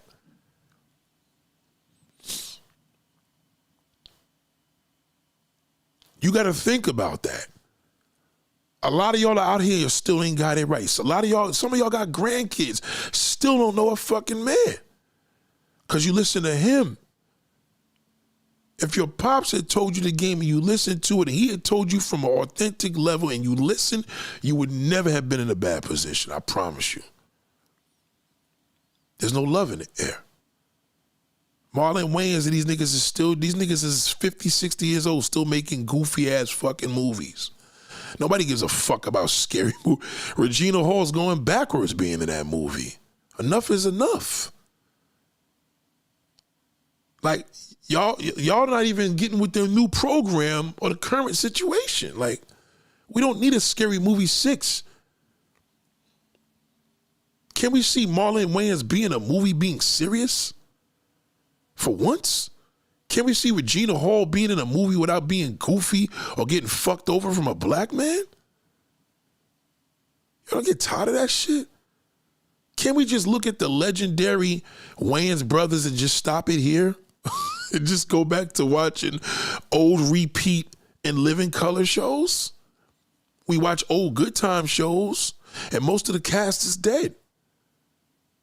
We watch The Honeymooners, all the cast members are gone. They repeat it every New Year's. They give us a marathon. Sometimes you got to let the good times just be the good times. Stop trying to bring them back. What we need to do as people is just throw the towel in and say, yo, we fucked up. I need love. You don't got to tell a man, I ain't dealing with no bullshit. Man got to be honest. No, be honest with yourself. Tell a nigga, listen, I need love. And if I ain't getting no love, a nigga ain't getting no pussy. And let him get challenged by that. He gonna be like, well, God damn it, I'll just shop for her and bring her and buy her house. I didn't say, I need you to buy me this, you dumb fuck. I said I need love. Well, that is love. That is not love. Was my boy calling his daughter every day and checking on her and taking her for a ride and tell her daddy loves you? Was he making arrangements and saying, you know what? I got this 2-bedroom house. All right, we got to make that basement downstairs the 3-bedroom. I got to have my daughter here.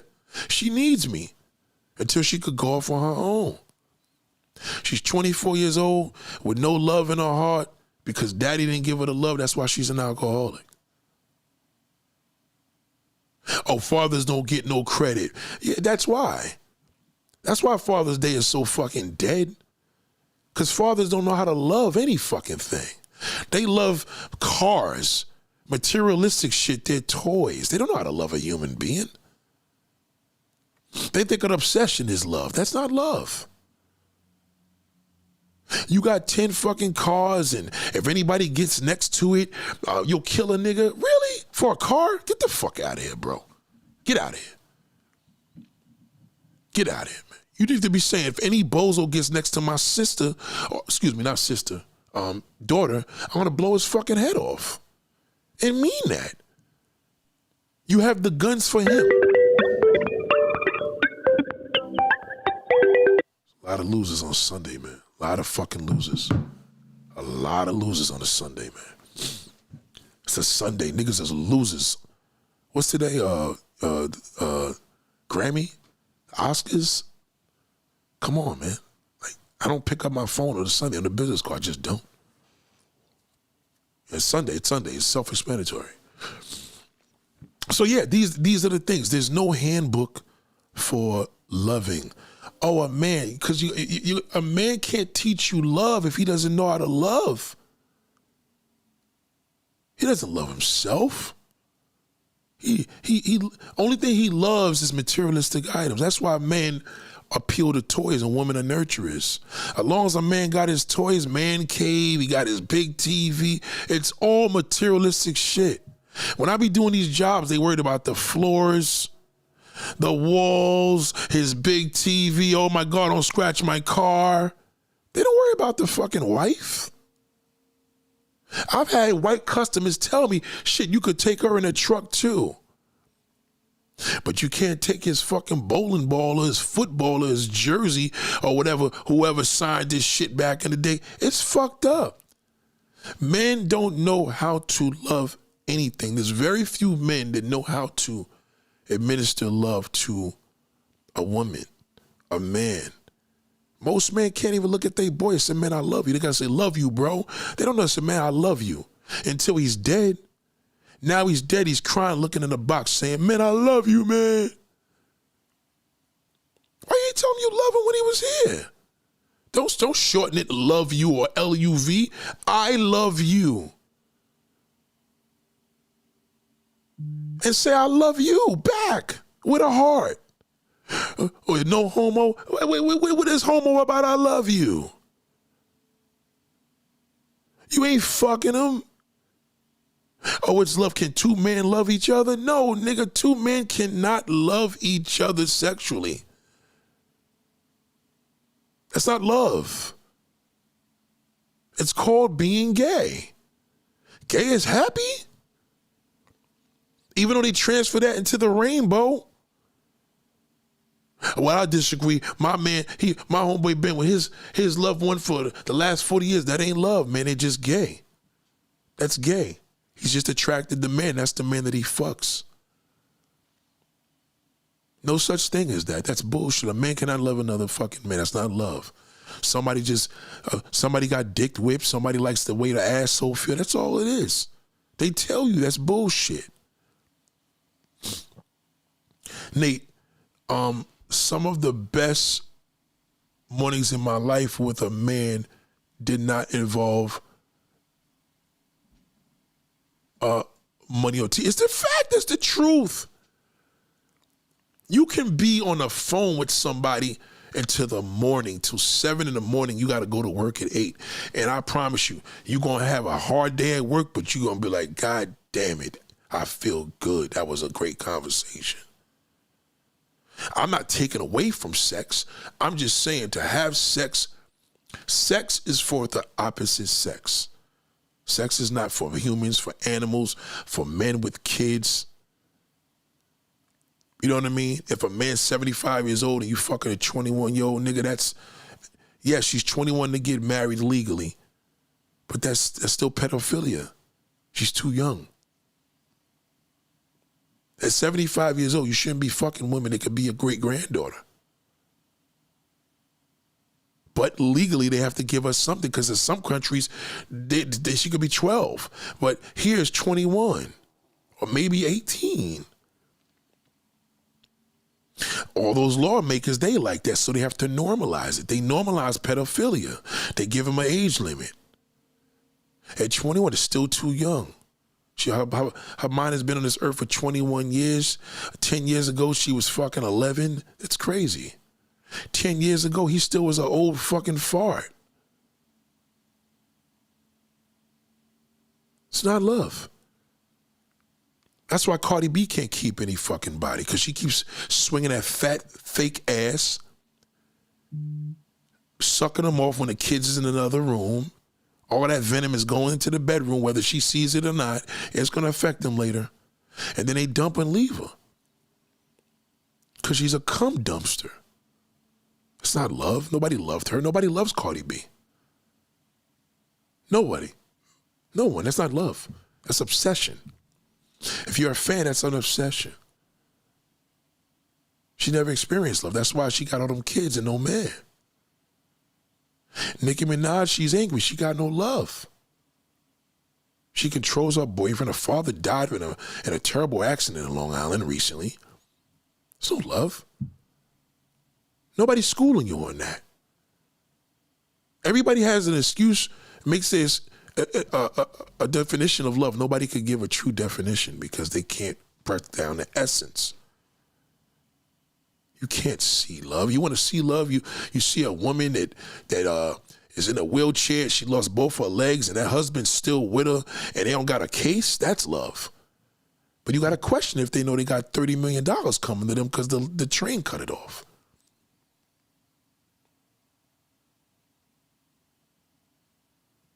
You see an older couple walking together and holding their hands together because they've been together for 7 years. That's love. Because all they got is each other. But two men walking each other in the middle of the street, not only is that awkward, not only did God not make the world to be that way, but those are just two niggas that love fucking each other. That's all it is. I don't give a fuck how long they've been together. They're two nasty ass men. Now, I'm a nasty man. Every man's a nasty man. But two men together, just two nasty niggas. That's all. That's all it is. Which is disgusting. You know what I mean? Because if he's going to be nasty, he should do it with a woman, right? Not with a kid, not with an underage boy or girl, not with another man. Come on. They push the narrative on you to believe that. So you could take heed to it and say, oh, this is what it is. No, that's not what it is. You know? Oh, I'm black, I'm white. Well, you're so-called white and black. Yeah, well, that's what they may think it is, but that's not what it is. They could make up any excuse. They could call it whatever it is. I like to call it this. I like to call it immaturity. I like to call it maybe a man that hasn't found himself. She's never going to get it. You can't explain shit to her. Fatima, respectfully, she's never going to get it. She's never going to get it. She's going to be here at the B mindset, saying hello to everybody in the chat. Nobody's speaking to her. They speak to the green vegan. They speak to Kenneth. They speak to the people that's catching on and trying to learn and really trying to get this thing right. She hasn't got it. Respectfully, she hasn't got it. She's one of the people that have a wrench that hasn't got it. Okay? Even when you're teaching her through blood, sweat, and tears from a man, she's still telling me what it is. And that's how debates get started. I don't get into debates. I'm not going to talk to somebody that's going to debate, but they're going to, number one, they're going to lose. They're not going to win. And number two, I'm not going to give them the luxury of going back and forth. So I'm going to win or take my win and run. It's called quitting while you're ahead. I'm already ahead. All I got to do is say, listen, man, let me get out of here, have a nice day. They're like, oh, shit. Yeah, because you open your fucking mouth. We're not going to debate about that. I'm not going to be in the shitty barbershop going back and forth with that man talking about these women problems. Yeah, because you fucked it up.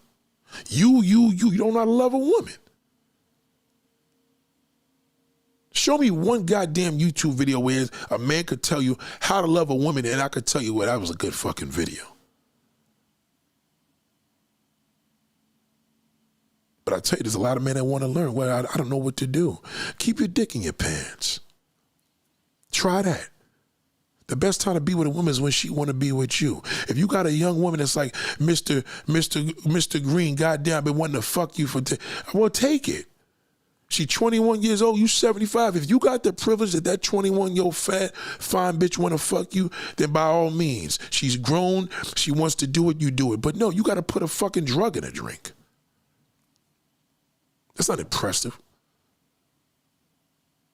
You got to shower her with a whole bunch of materialistic items because that's all you know.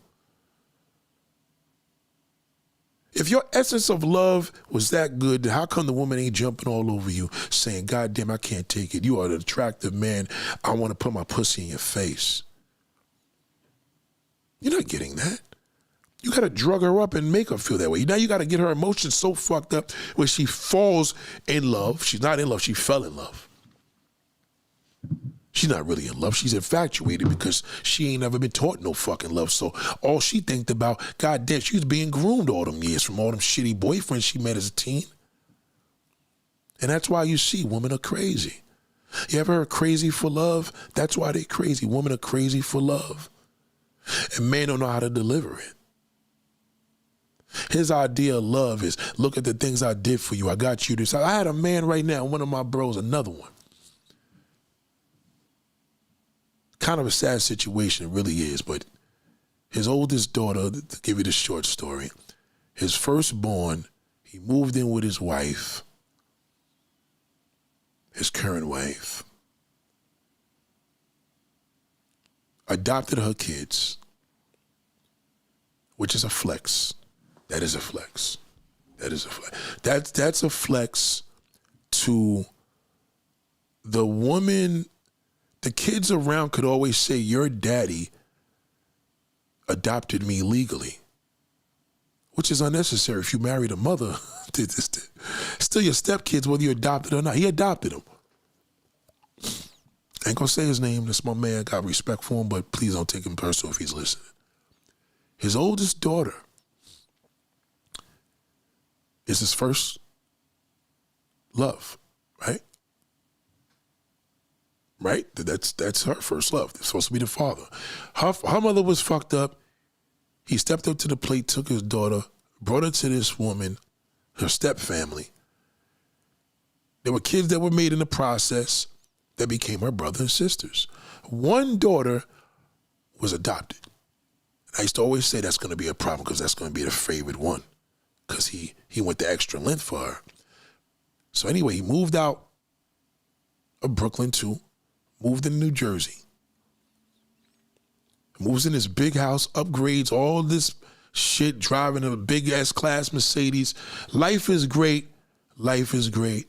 Financially, life is great. Him and his wife make $100K a year, you know. The oldest daughter, which is the firstborn, his biological daughter, starts going through shit with the stepmother. He never was known how to love a woman anyway. He was infatuated by his wife. He had his kids. He fell into the whole mode of parents and being a father and a husband. The daughter leaves. The oldest daughter leaves out the house. She's not getting along with the mother.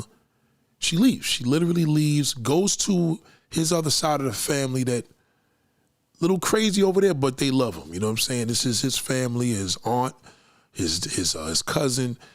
She's living over there. She's doing good, whatever. My man says to me, what you want to do? She's 18. She's grown. I gave her everything. And I said, well, did you ever show her love? He said, she got a big house. She got a room. She got this, got that. I did this, did that. If that ain't love, I don't know what is.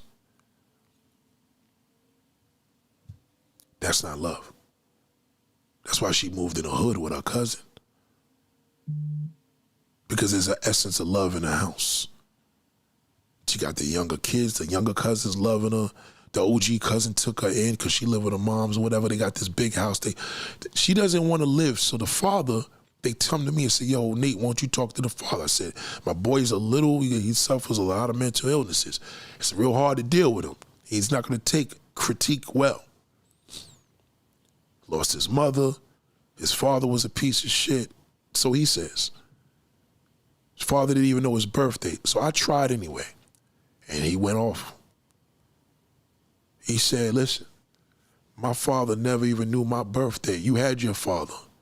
You know, my daughter's grown. She gonna do what she wanna do. I tried, I called her, we miss you. I'm like, he doesn't know how to love her. That's just how girls are, man. Especially girls. Girls gotta be nurtured constantly. Like, girls are like having a fucking, it's like a certain plant that you gotta water every day, and there's some of them you don't. You gotta water that girl every fucking day, man. Believe it. If my wife sees me here too long, she ain't tripping to think I'm doing some shit. It's gonna be a motive. Hey, I haven't heard from him. See if he's okay. As long as she hears I'm all right, she's off to the races. You know what I'm saying? You gotta constantly do that. Oh, you know your wife got injured. You didn't cook dinner tonight? You can't do that. You can't. You got to say, listen, I don't know what you want to eat. Don't worry about food tonight. Let me take care of it. Let me cook. Because you fell, you got an injury. And then she could say, no, I'm good. That's different. You can't expect a woman to hear that emotion and all you doing, you just leave it there for the damn cleanup, man. Shout out to Kara. Kara said, do you think since males validated this busted and febrile woman is the reason why they have the upper hand of the time?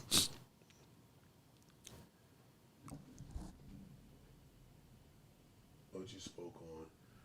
No. Oh, with the pretty woman? No. Men on social media have the upper hand. Yes, they do. In real life, no man has the upper hand right now because he's not even acting on it. The pretty woman is single. Nobody's approaching her. And the busted chick, nobody's approaching her just off her looks, right?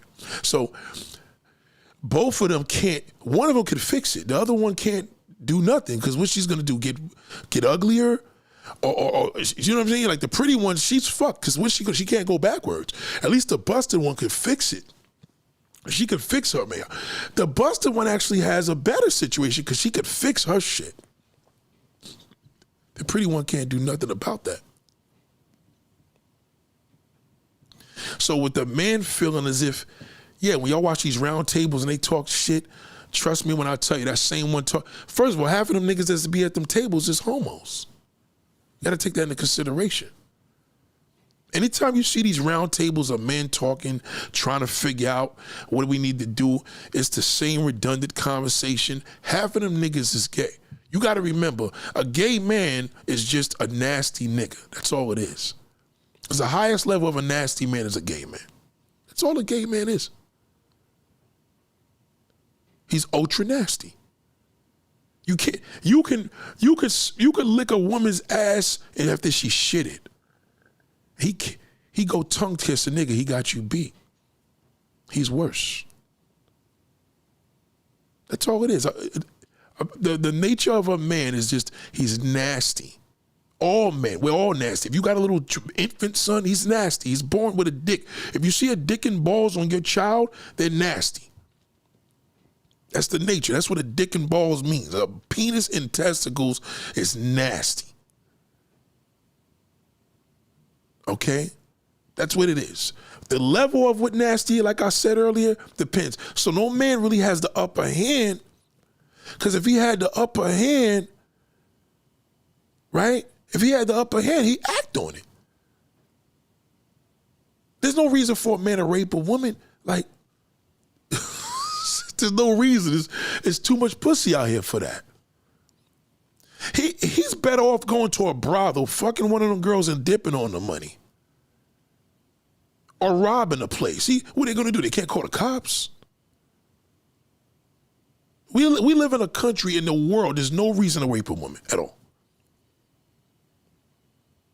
I could see a nigga locked up in jail and trying to rape the CO. I get it. She's a female CO. He had no pussy in 8 years. I can see that.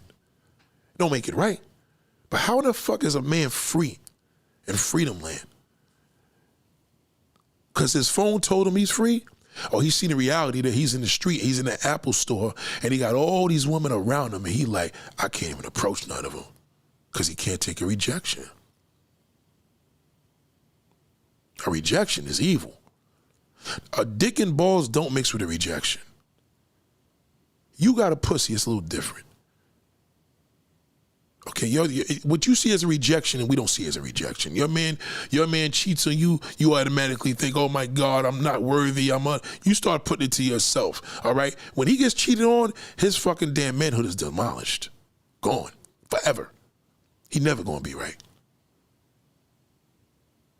We don't be like, oh, but he probably had another dick. It just destroys it. A man's manhood is his woman is territorial, especially a black man.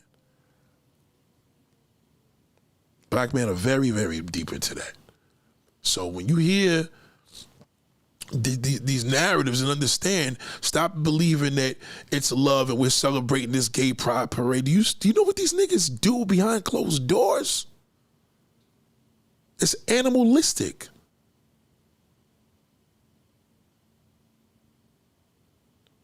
Seeing a man and woman kiss in the street is normal. Well, that's not normal to us. Yeah, it's not normal. It's not normal to them. There's not a woman in this world that could outdo a gay man. A woman could fuck 100 niggas. That has happened. There's been this woman that she fucked, 1,000 men in 24 hours, some shit like that. Every man took a turn. You know what I mean? She could just get back in mentally she's going to be destroyed. She's going to be a fucking mental case, but she could get in the tub for a couple hours, soak up, go to the doctor, probably get a couple of shots. She'll be fine. You know what I mean? But it's going to destroy her mentally. A man wish he had the privilege to be with 1,000 women. However, compared to nastiness, you may say she's the dirtiest hoe, she's ran through, everybody had her. Nobody's more ran through than gay men.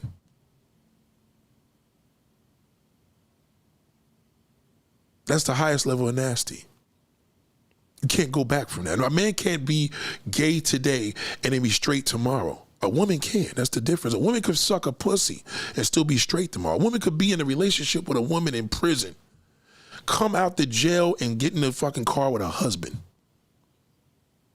and be like, and leave that shit behind her. Literally. Leave the panties behind her, let the bitch smell me, fuck that bitch, I'm straight again. A man can't do that. Once he fucks a man, let a nigga suck his dick, it's finished. So he has to normalize that because he knows there's no going back. He fucked a man. So that's why it's important for you as a woman to find out the highest level of how nasty is your man. You know, if a motherfucker fuck with me, they're gonna be like, Nate love feet. Nate love a big fat ass. He like a nice ass. You know, he like him fat, skinny. God damn it, there's a whole bunch of shit that with me. But if another man looks at a man and say, damn, look at that chest. Look at his body. That's a sick motherfucker. But he gets a pass to call him gay. Magic Johnson's son says, well, he ain't gay if he date me because he date straight men. They make shit up. That's what men do. We lie to you. So by the time his gay ass meets you, he tell him that's just his homeboy. Well, I ain't gay. That's my man. Niggas just be hating. And you be like, he ain't gay. He said that's his friend. Your dumb ass is gonna believe it. Because your father didn't teach you that we're brutal fucking liars. Whereas there's a nasty man, there's a lying man. Oh, I need to meet a man that's not a liar. Then stop fucking him. That's all. Let him lie. As long as you ain't fucking him, why do you care? We're all liars. I'm a fucking liar. We're all fucking liars. That's the nature of a man. It's not your nature. It's not your nature to get caught cheating. It's our nature to get caught. Damn, I stepped in shit. You can't step in shit. You're a cat. I'm a dog. When you shit, you clean your shit up. Okay, and bury it. Okay, when we shit, we leave it right there. Okay? So if you step in our shit, you're fucked. That's the animalistic nature of a human being. You are a cat. That's why they call it the kitty. Men are dogs and women are cats. Because, okay, y'all sneaky in that motherfucker. You're supposed to be. Because if you get caught being a hoe, you're finished.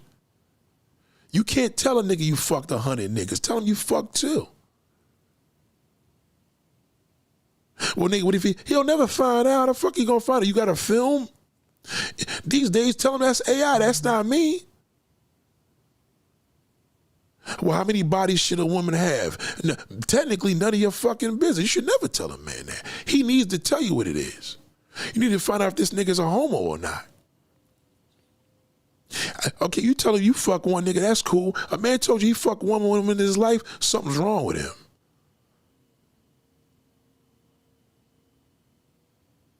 It's a big difference.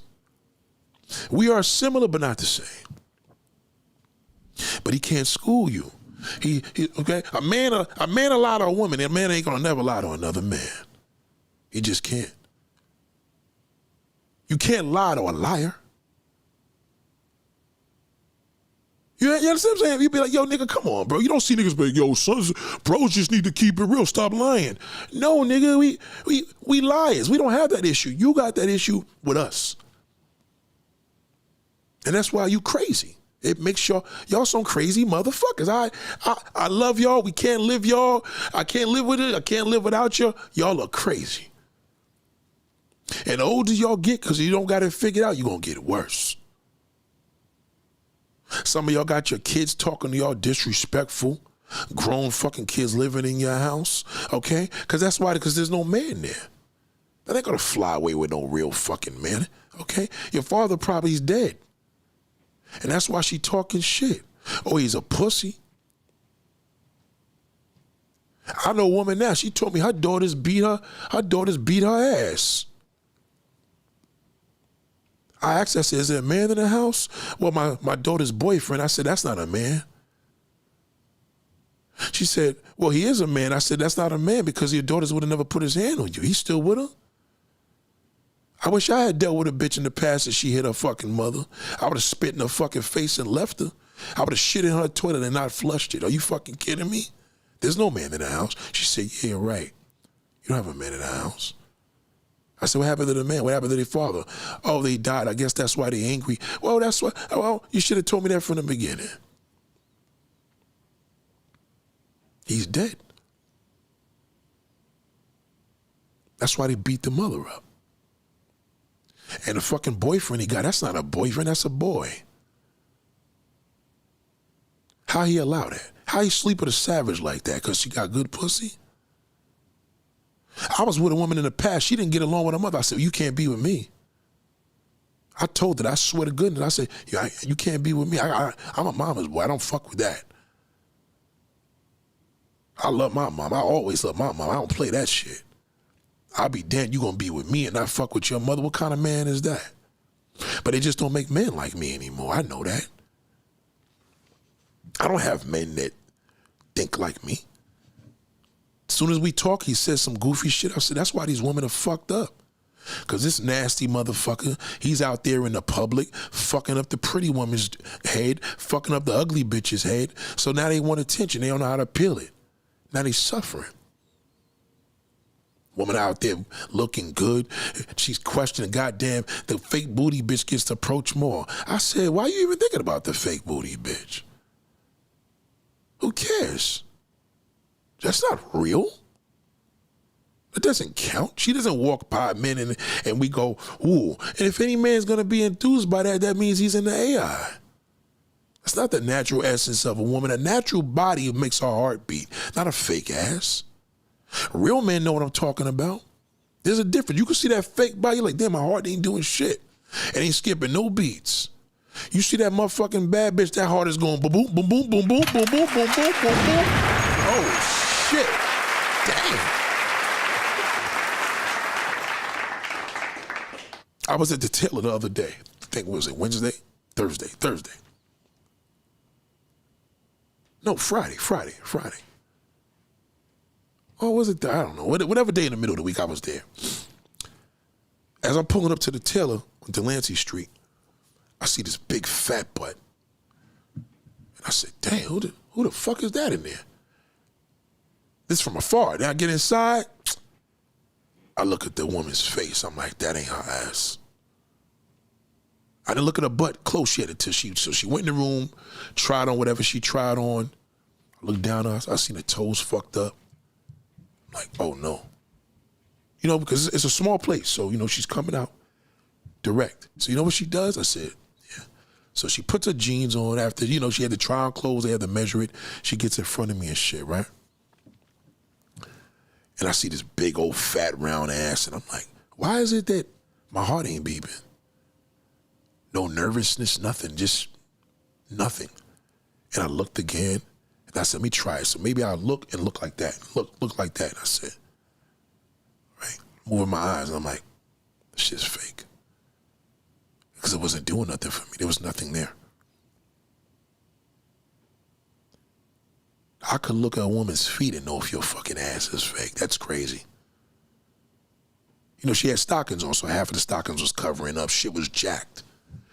Legs skinny, big, fat, round, perfect ass on a 40-plus-year-old woman. Come on.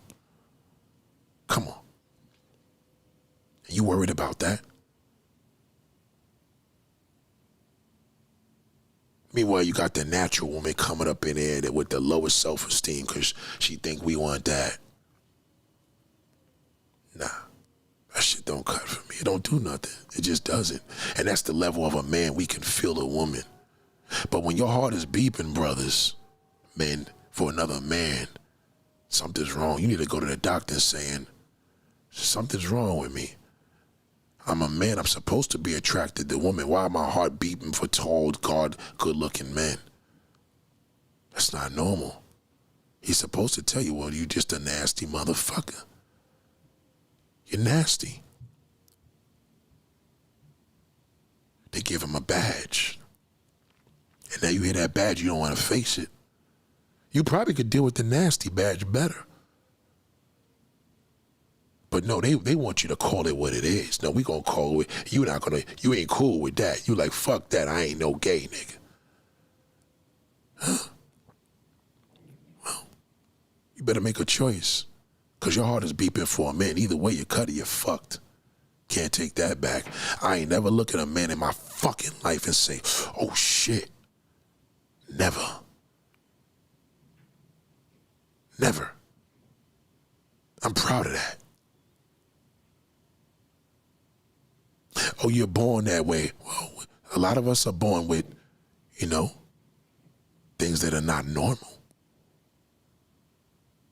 But we normalize it in this society. When I seen that big old ass on that woman, it did nothing for me.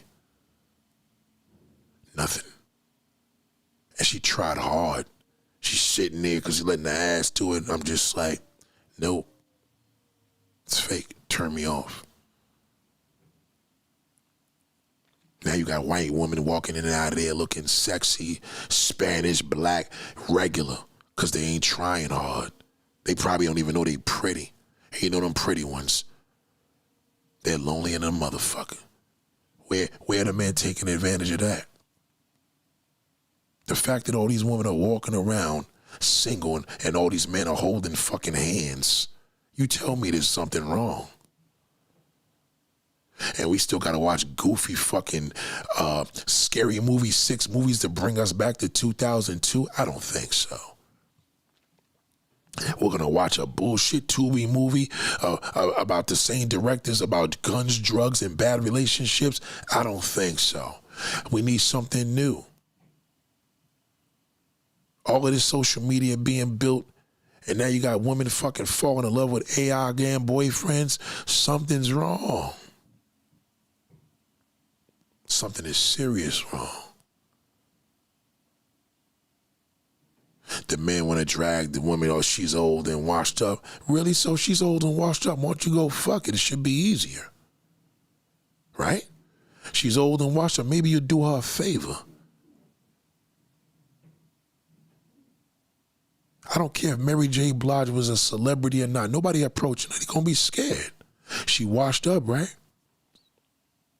They're not going to approach her.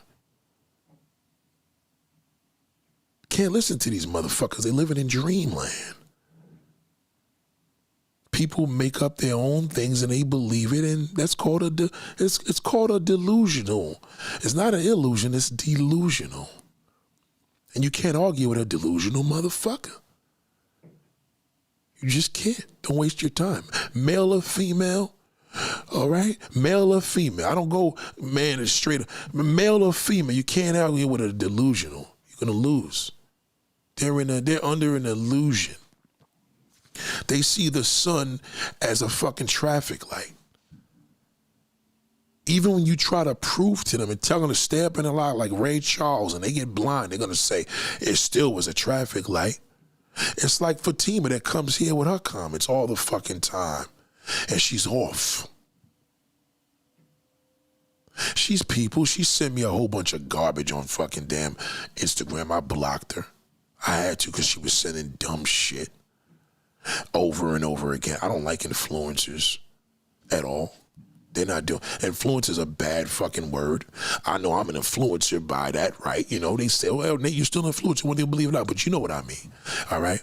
Ain't been an influencer that got my attention ever. I haven't followed a motherfucker that I have said, man, goddamn, this brother's deep. So if I know I can't meet it, how the fuck you gonna meet it? I never met a nigga that could challenge me. Well, yo, Dave, you should go up and debate. Nah, we not debating, brother. I'm too fly for that. You ain't gonna never get that out of me. Never. You could talk about my mama that dragged my dead grandmother. You could do whatever you gotta do. You ain't gonna get no debate out of me.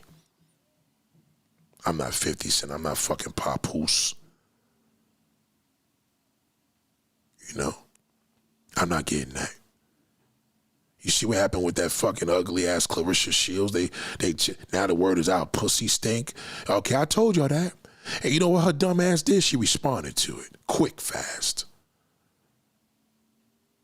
She responded to that shit the next fucking day.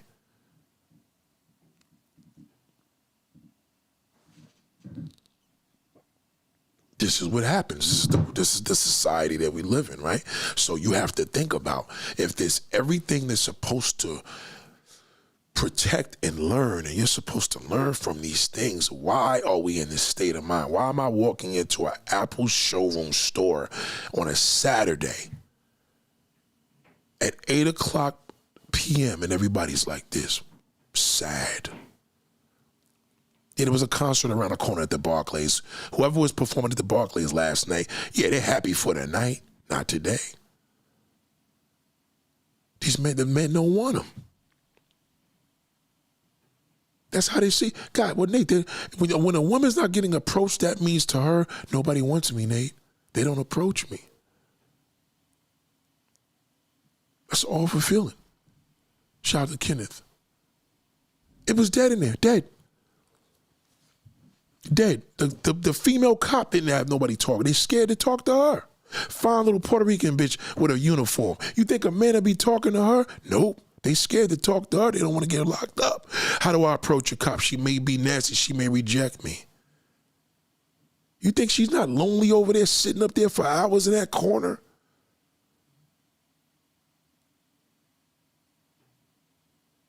It takes a minute. Excuse me, officer. I see, Officer Rodriguez. How you doing? Are you married, single? I'm on a job. I just have to say before I leave the store, you're amazing. You know, if you're not doing anything tomorrow, I would love to take you to brunch. Nobody probably told her that the whole fucking day, because all she's seen is walking up in there is scary niggas and men walking and holding hands with each other. They're all fucked up. By the time she goes home, she's like, hold on. I got this great job. I got an easy detail. I just got to be in fucking Apple watching the criminals steal. Even though I got 30,000 homeboys that I could call just in case there's a problem. I'm off work with the gun on me and all the above. And nobody said a fucking word to me. You don't think she's lonely over there? And she's pretty. If she was ugly, she'd probably have somebody talk to her. She probably had a better, a little approachable, or fucking let me go over there and do her a favor, if that was an option. Okay? They're still not going to say nothing to her. They're not going to say nothing to her when she's in a uniform, because now she's ugly. She's scary. She's intimidating. She's not feminine. You could tell men don't know when they fucked up because of the shit. Once you hear the man's logic, you can learn a man's logic by the way he speaks. Once he uses his wording, once he starts saying accountable and all types of shit, you like, this nigga's a bozo. And in a fucked up way, if you're that lonely, you probably got to accept it. How do you do that? People got to change. Nobody's changing. Everybody's waiting for that. They're waiting for a bomb, another World Trade bombing, a jet to fall into the... Y'all just waiting for bad news. You got to get a fucking move on.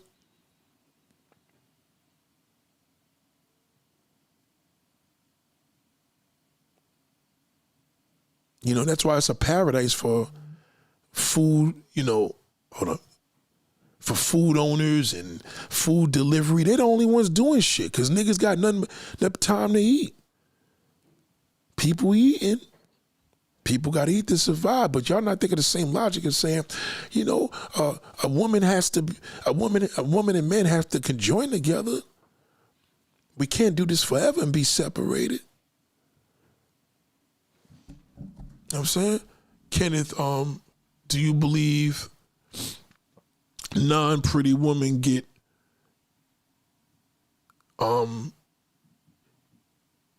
that's a good one. No. The pretty, listen to how deep this is, right? He said the pretty he said, I like how he said non-pretty. He said the non-pretty woman get approached more than the pretty one. I like the way you asked that. No. Nah. A man that approaches a non-pretty, an ugly woman, I call it, a busted woman, I know it's fucked up, versus a pretty woman, right? He knows that she's more accessible. That's true. they ain't even approaching her.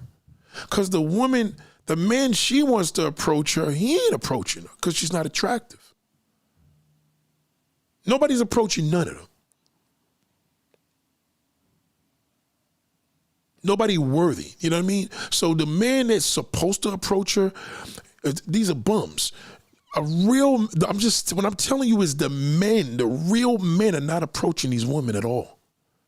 They're just not. Whether he's not attracted to her or she's too attractive. He'd rather beat off the Pornhub. Nobody's getting approached. The woman can't get love from her father. The woman can't get love from a man. Nobody. It don't even matter. It's not that if anything, the less attractive woman gets first dibs. Because if anything, if she does get approached, just because they're gonna approach her, but that bum nigga gonna still approach her and the pretty bitch. It's only a competition when, he cheats on her. You know what I mean? But we're just saying collectively. You're looking at Pickett Avenue and everybody's walking down the street minding their business. Women are not getting approached. So the pretty woman, the advantage, she doesn't have an advantage. The less attractive one has an advantage because there's still room for her to be attractive. But what's the point of being attractive if nobody's going to approach her? You know what I'm saying? Now, the kitty litter, the garbage is going to approach the pretty woman. The fucking garbage is going to approach the ugly bitch. It doesn't, you know what I mean? The trash is gonna approach the mid woman. They're all attracting the garbage. What's the dude's name that is black? The black journalist that's gay and he's married to a white man. How the fuck? That would make a good husband, but he can't. He's just too nasty. And to pass a woman, you're nasty. Once you bypass a woman, you go straight to a man, you're just a nasty motherfucker. What's Don Lemon? Don Lemon is a perfect example of what I'm getting here. These women need a Don Lemon, straight Don Lemon, right? Freaky, but he ain't gay, let's say, right? Let's say he ain't in the men. Those type of Don Lemon guys is what women need to structure the world. He's very empathetic, he's caring, he fights, he speaks his mind. They need that structure of a man, that type of guy. Get it? He ain't approaching them. Those type of men, even if they're available, they're not approaching the woman. The garbages. You get my point? Right. Salute, Anthony. They are not approaching them. So the women now become crazier because they had the experience of the shithole one way or another. And as a result of catching that, you get it? As a result of capturing it makes her crazy. If you start talking to women like, yo, I'm just to myself and I don't want to be bothered and men just, it's cuz, you know what I mean? She got fucked up. She trusted a whole bunch of motherfuckers and she's in the position she's in. So now that's an issue with us as people. He fucked it up for everybody. We don't have a parade that we could stick with people. We don't have a 1,000,000-man march. No more. We got booty events and stupid shit on cruises and who you could fuck on a weekend cruise. That shit is corny. Like, you know what I'm saying? Why not have a woman that y'all just ride or die together and because this motherfucker somebody talk to on the phone every day. Something as simple as that. She's she inspires me because we talk on voice notes every day. That's some new current shit. We ain't got to talk every day, but we talk every day. Learn the value in the network way of a woman. And then when it's presented to you, that's the reward. Because now she bringing it to you. You're a bad motherfucker when a woman is coming to you. Like, listen, I think I'm in love with you.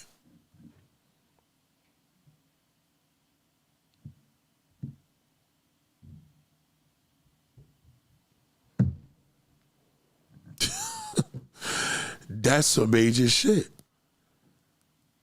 Imagine that call, fellas, in Dream World Brothers, and say, I think I'm in love with you. Or she comes over, she's in a negligee, and she kisses you and never kissed you ever. And you're like, oh shit. And she's like, I want you today. You know what I mean? Y'all don't even build it up to that. I've experienced that. There's nothing like that. The best time to be with a woman is when she want to be with you. It's the best time. How you feeling? I'm not in a good mood. Okay. You sure you don't want no company? No, motherfucker. She told you she's not in a good mood. But when she hits you up, what you doing? Nothing. You want some company? Yeah, I'm over here at the studio. Come through. Okay. You want me to pick anything up from the store? That's a vibe.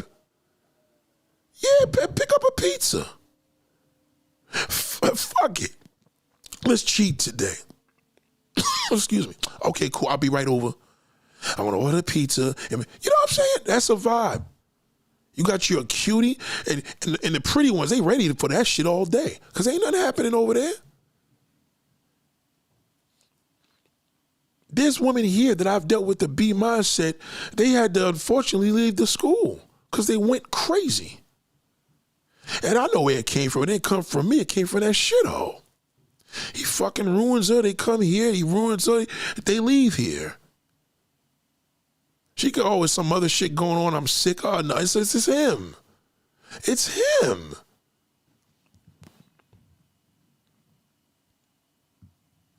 You can't help it. When you hear a woman that's like what a woman needs to do and women need to treat a man, a woman can't tell you how to treat a man. Stop doing that. Don't listen to her. She has no fucking clue. You know what I mean? That's a pick me. Don't listen to her. She's worthless. We abuse her in the men's sector because she's a fucking dummy. You got another woman going out there trying to school women. I'd rather a man, even though he don't know what the fuck to do, at least I could see him trying to tell y'all what to do more than her. She can't tell you that. He can't tell you because he doesn't know how to love anybody. He loves his fucking cars and his job. And she can't tell you because she has no fucking clue. That's why everybody fucking plays her. Now you tell me your daddy had this conversation with you when you was a kid. Obviously you wouldn't be here at the B mindset. If you had a father that did that, you wouldn't be here.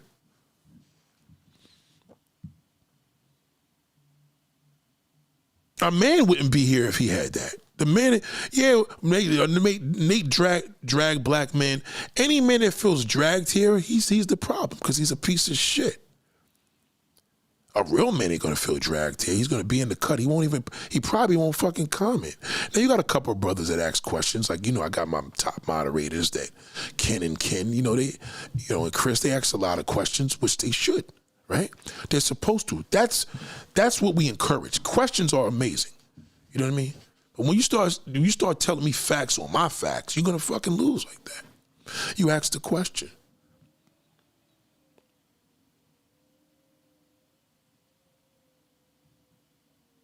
Somebody said, what's going on? Nobody's going to speak to you here in this chat, man. My crowd is very funny. They don't know you. They don't say a fucking word. I'm telling you right now. Well, dude, Doug the research said, what's going on, everybody? We don't know who you are, Doug. According to us, you're just a troll.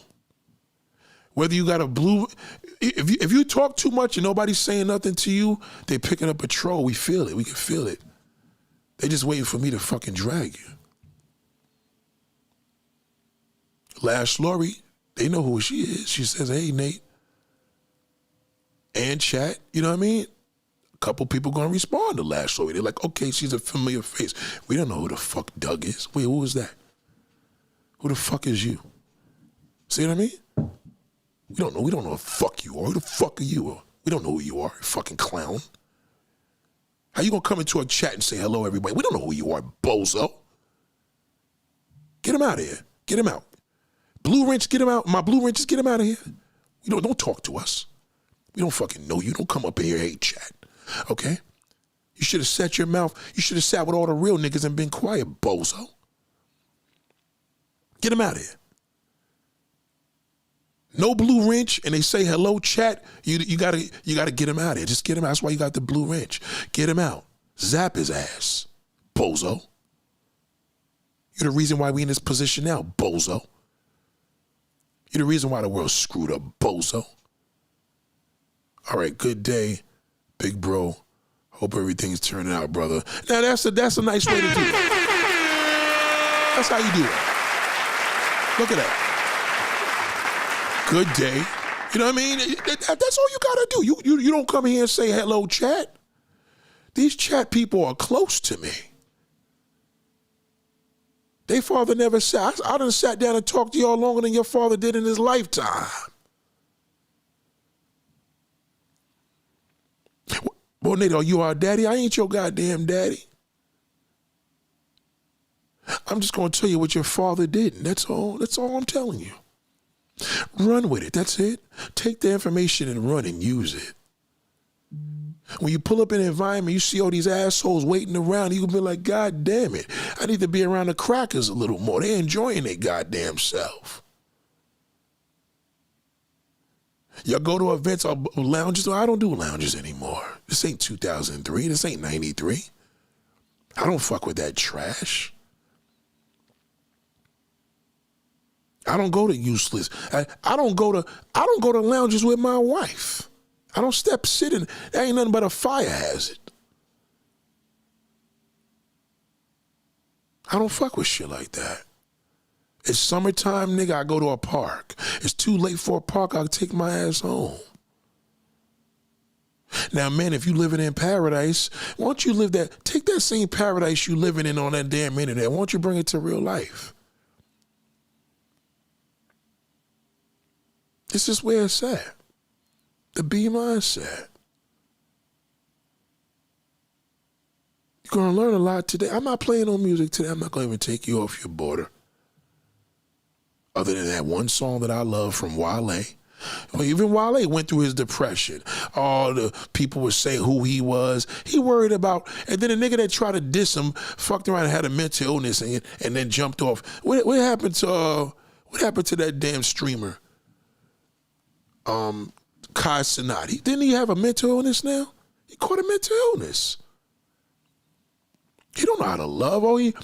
This shit freaked him out. He had all these followers. God damn it, this feels weird. I'm out of here. No love. A man with no love ain't gonna go anywhere. I'm telling you that right now. Nowhere. And now Wale's back with a damn hit. That song is amazing. God damn. Leon Thomas, we need that. We need that. We need that type of music.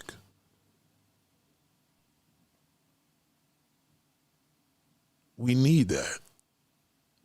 Don't bring no love back, just bring it.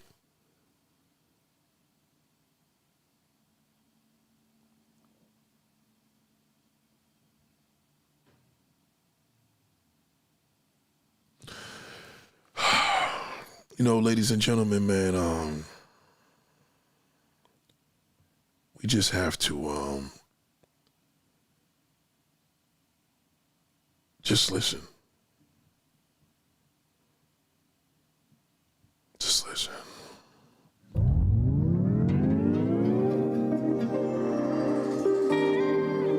This song is crazy, man. I think this is it. It's my shit. This shit is crazy. This song is crazy. Now, I will admit, songs, we need to bring songs to make us feel better the way it did. You know what I'm saying? We need that. I admit that. I think we need to bring music back to that. God bless them, they cold, wipe their nose, I'm at you, but everybody love me. This is the type of things we need. But I like to chase too much. You know you play too much. This shit is crazy. Don't care who's watching us. Don't care who's watching us. called watching us. That's what we doing. We're watching us. There was a time when music used to make us feel good. Now it just be killing. Like, we were like, damn, we ain't got enough money. Shit don't feel the same. You depressed, you out of it. Music ain't doing nothing for your soul. You ain't got a man to do nothing for your soul. A woman ain't doing nothing for your soul because you're scared of her. Once man could accept the truth that they scared a woman, and a woman could admit, you know what, I think I'm a little touched, I think I'm a little crazy, there's some damage there. Once you could accept the truth, everything opens up. Gotta accept the truth. When you living in that damn lie, it's just nothing gonna work for you. You gotta live in your truth. Live in your truth. Own it. Yo, I'm fucked up. I'm broke, nigga. Like, I'm on drugs. I'm a junkie. I'm a alcoholic. Like, you know what I mean? I'm a lesbian. I'm gay. I'm nasty. I think something, you know, whatever it is, just own it. Because that shit is going to eat you away. You know what I'm saying? And the devil teaches. The devil is going to teach you. It's going to eat you away. You know what I mean? Because when you start living in a godly way, it enhances you. But when you start living the devil, you're just going to live a lie. You're going to be like Dwayne Wade, and you're going to be like Magic Johnson's son, and you're just going to believe what you believe and make your own rules, and that's just not, that's not how it goes. It just doesn't go like that. Said, my dad told me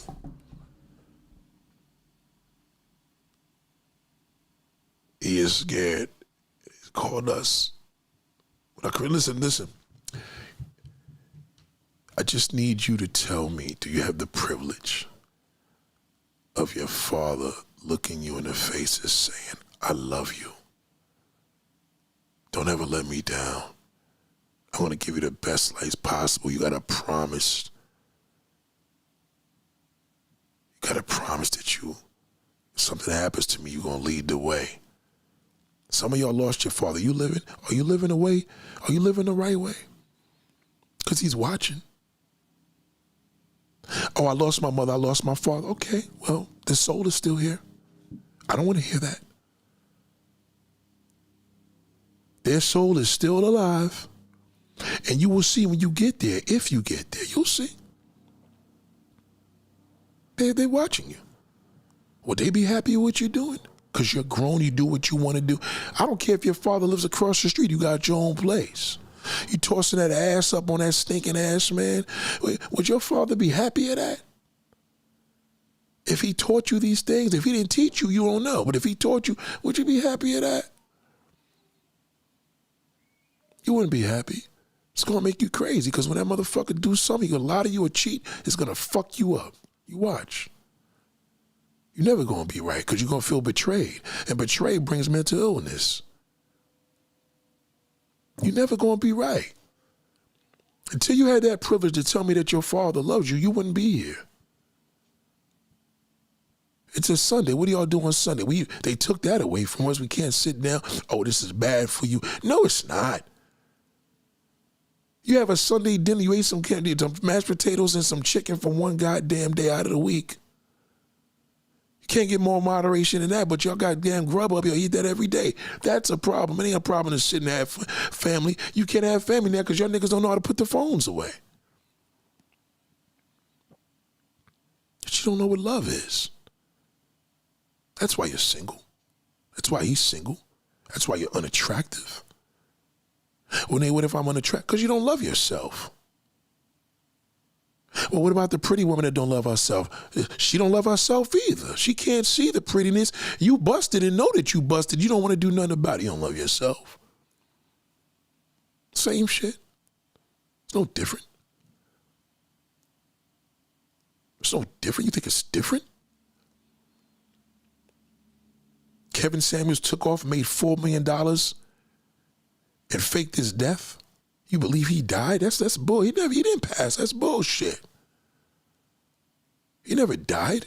And BET fucking gave him a damn honor.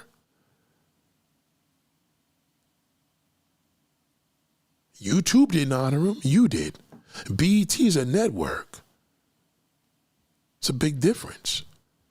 YouTube is a platform. You promoted that fucking cocksucker. And now he got rich off of you because he took advantage of all you fatherless niggas. Men and women listen to him. You've been duped. They know how to get black folks because black folks ain't got no love in their community. Look at us. Look at that shitty fucking thug with his damn dirty hair. 15 years old with 2 guns living with his mother. What can he offer a woman? He can't offer her nothing but dick and balls. Dick and balls is worthless. And y'all put value on that?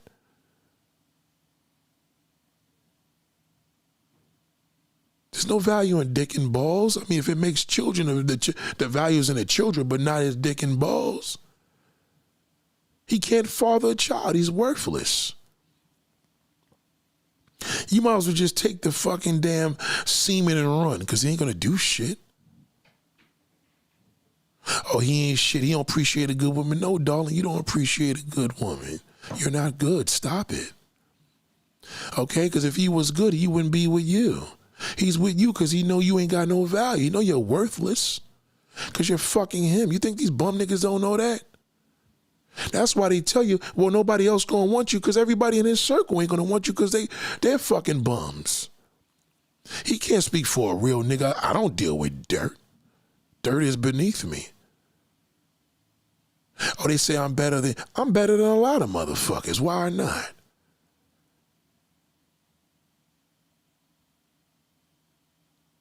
I'm better than R. Kelly. I'm better than fucking Diddy. I'm better than a lot of these fucking losers. Why? Because they got more money. Money doesn't make me. I'm not impressed by money. I'm not impressed by that. I'm not impressed by status. I'm impressed by people that could change the world for the better. That's impressive to me. I'm impressed by that. That intrigues me. I love a woman that could talk to me and hit me on a live, on a voice note and encourage me for the day. God damn it, thank you, sister. You know how many times I have voice notes that made videos out of it? There's a lot of members that shared things. I said, God damn it, you know what? Let me respond to this with a video. I'll get back to you when I finish.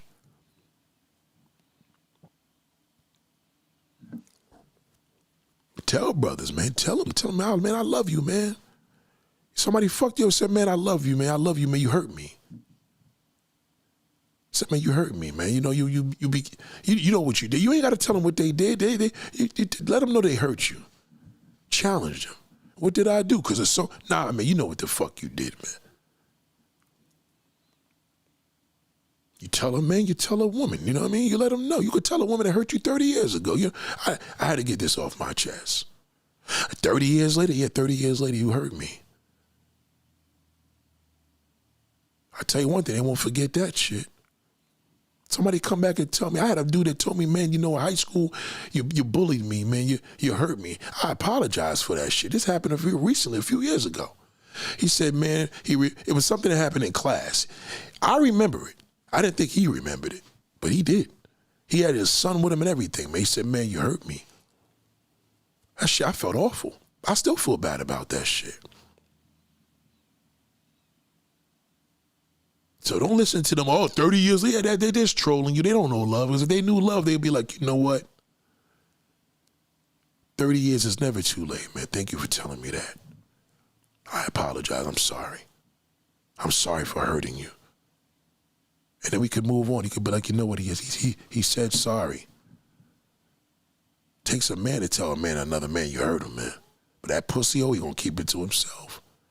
You know, man, they gonna hold it in and y'all gonna fucking drag it out.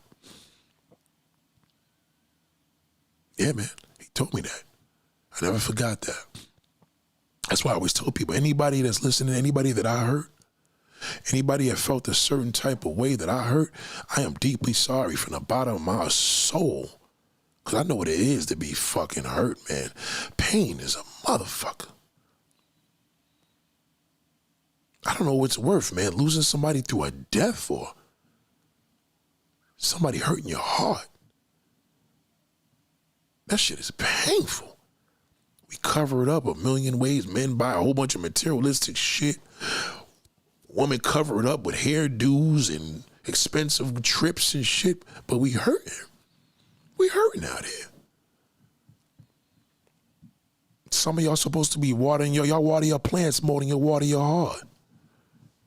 Heart is all getting damaged and shit. You catch it, you go to the doctor, God damn it, I should get a good report. I got a good diet. Meanwhile, your doctor says, well, God damn, you got high blood pressure. Any stress in your life? What do you mean by that? Well, you said you eat good. Your blood says it's saying this and that, but is it? Well, apparently there's a little bit of stress. My neighbor's on my nerves. Well, bitch, that's the fucking problem. Your fucking neighbor's fucking your health up. And you're allowing it.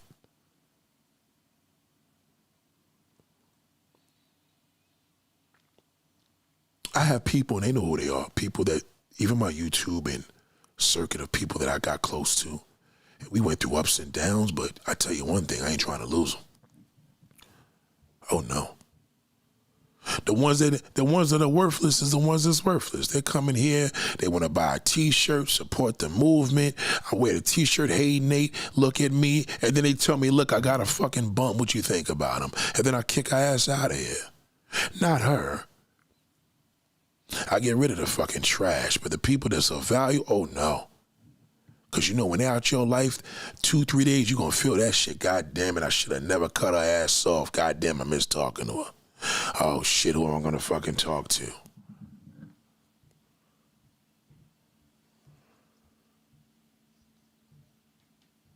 Yo.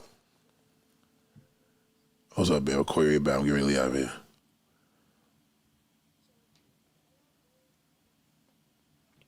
Yeah, I'll call you back. Yeah, so this is what I do. You know what I mean? Now she calling right now. You know why she called? She's probably think I got a piece of pussy over here.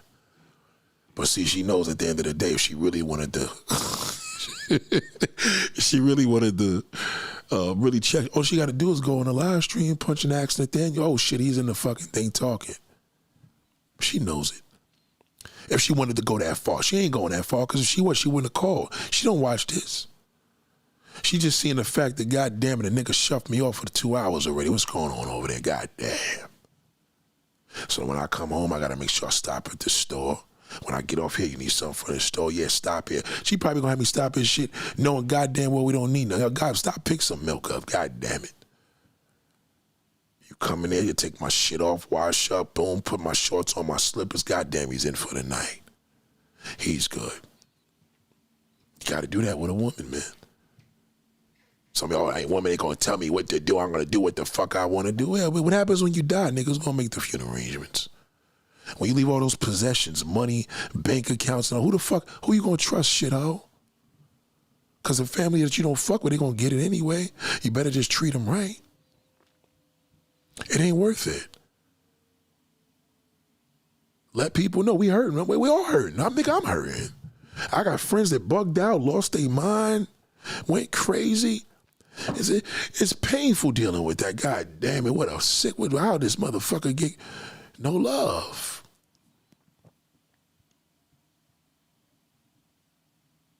Every man that I know that's with a whack chick, they ain't no love in his heart. My real men is only about a hand. I probably could count it with 3 fingers. They got good women. It's so bad, I got to look at celebrities. Well, God damn it, Mr. This, Mr. That. Well, what about that? I got to add celebrities onto that list. It's so fucking bad. Nate, where's the real men? They're out here. They're scared. They're scared to approach you. Don't matter. And if you're unattractive to me, maybe you're attracted to him. He could be ugly himself. But if you're a real man, they scared. Niggas are scared to approach y'all. They scared to death. Because they only get one chance. It's like life, one chance. A nigga ain't going to play with his life. So if a nigga going to approach you and he going to take one fucking rejection, that'll fucking finish him. His Saturday, Sunday's ruined. Oh, God, she turned me down. Nate, thanks a lot. A nigga rather pay me to say, Nate, I'd rather meet you in Midtown, pay you this rack, and just get me like 5 women. God damn it. Right on the spot. I can't take the rejection.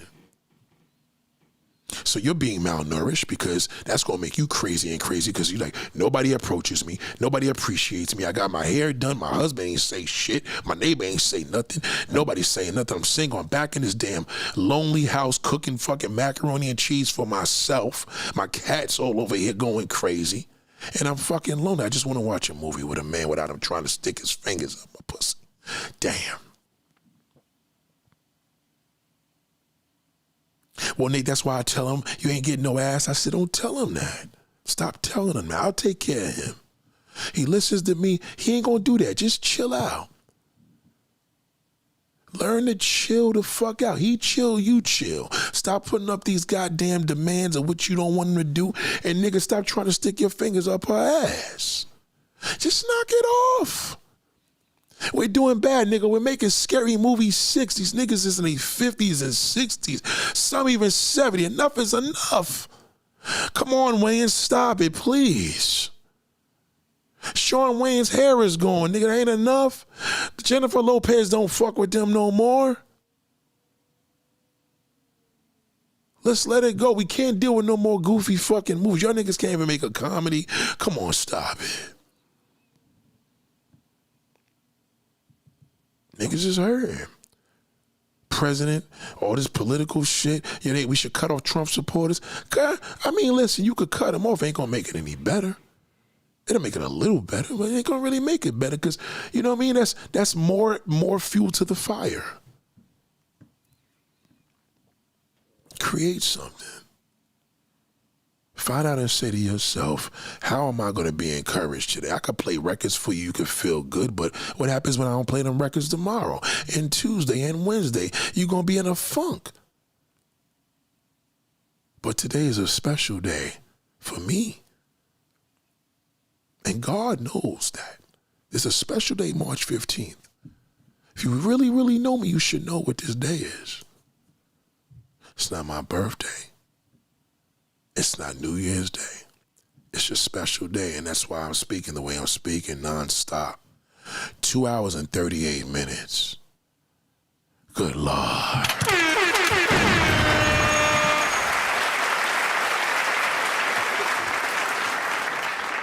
It's no joke, man. It's no joke. It's no joke. It's serious here. God damn.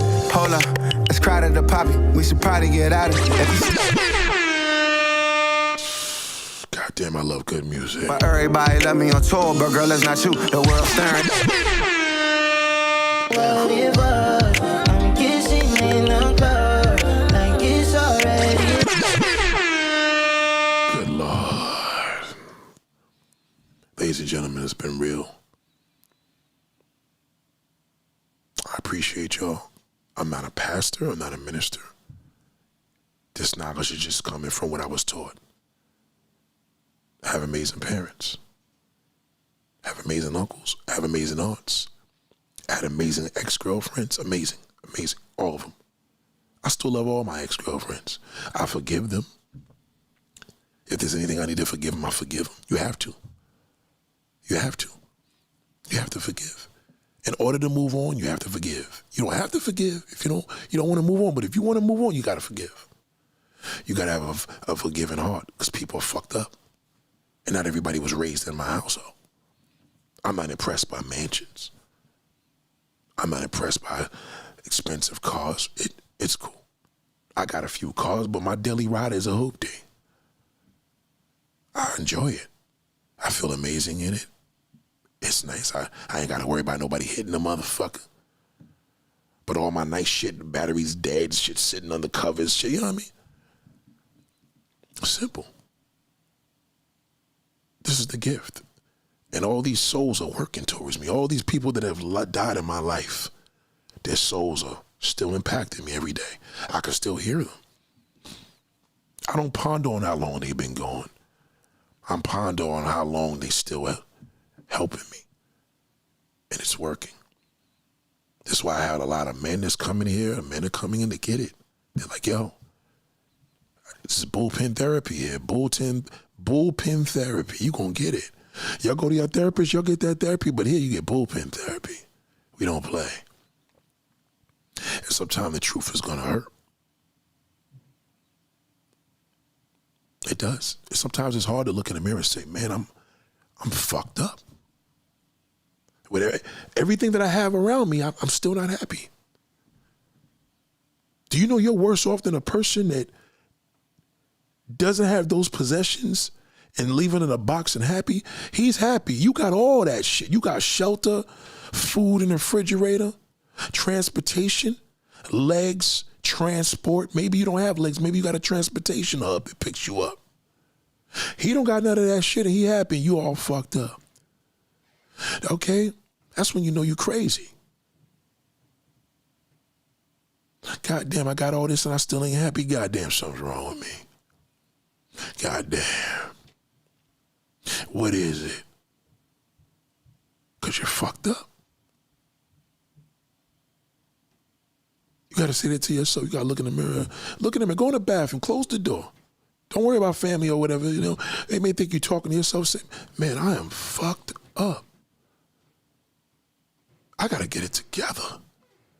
I can't wait on June for this shitty movie to come out and make him, God damn it, it's countdown. They should release the movie tomorrow. We don't go to movie theaters anymore. It's March. Why are we anticipating June already? To bring back laughter? No, just not bring it back. We got to bring laughter, not bring back laughter. I don't want to go back. Because if you bring me back to laughter, I got to bring everybody into my dime I lost. What about all those people that I lost? That died and left, even though their souls are here. I don't want nothing from the back. I want the current time. I want to know how to enjoy this life and navigate here. Why do I have more and I'm less happy? What kind of shit is that? Big house, big driveway, 10 cars, and I'm doing what Rick Ross and them doing, goofing along social media.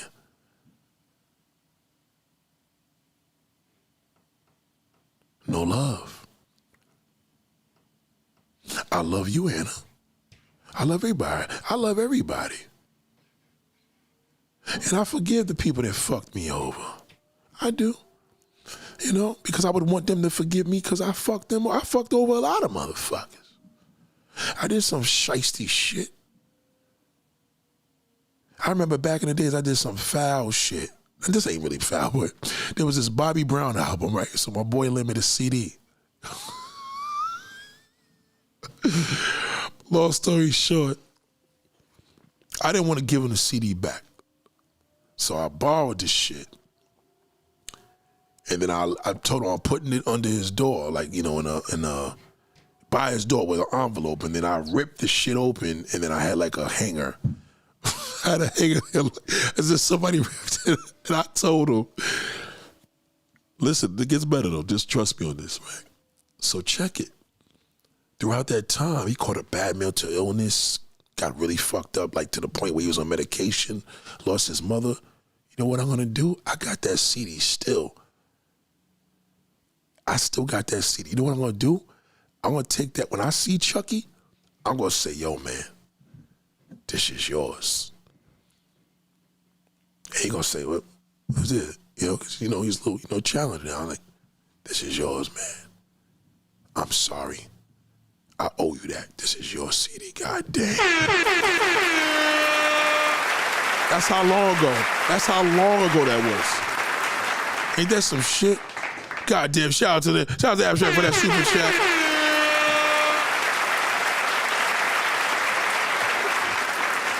I appreciate that. Shout out to Abstract leaving the comments and all. I appreciate that. Listen, ladies and gentlemen. We ain't perfect. I ain't saying I'm perfect. I'm far from that, but I'm just telling you, you gotta start walking better. This shit ain't, you know what I mean? This shit is bad out here. And we don't want to have a nice summer that you complaining about it's too hot. Now it's too hot. Now the neighbors are pissing you off. It's always gonna be something, because you know what I mean? There ain't no love in the air. But if you know there ain't no love in there, you're going to be able to recognize, you're going to be able to peep people like, yo, watch that. You're going to be like, yo, Nate, I didn't realize that. I didn't realize my real coworker ain't got no love, my brother. You're going to realize a lot of these motherfuckers that hide behind, especially men, they hide behind materialistic shit. Women too, but mostly men, they hide behind materialistic shit. you start picking that shit up, you're gonna be like, yo, I didn't realize that. And you won't. So love is love, ladies and gentlemen. Hope you enjoyed yourself. I appreciate you. Class is dismissed.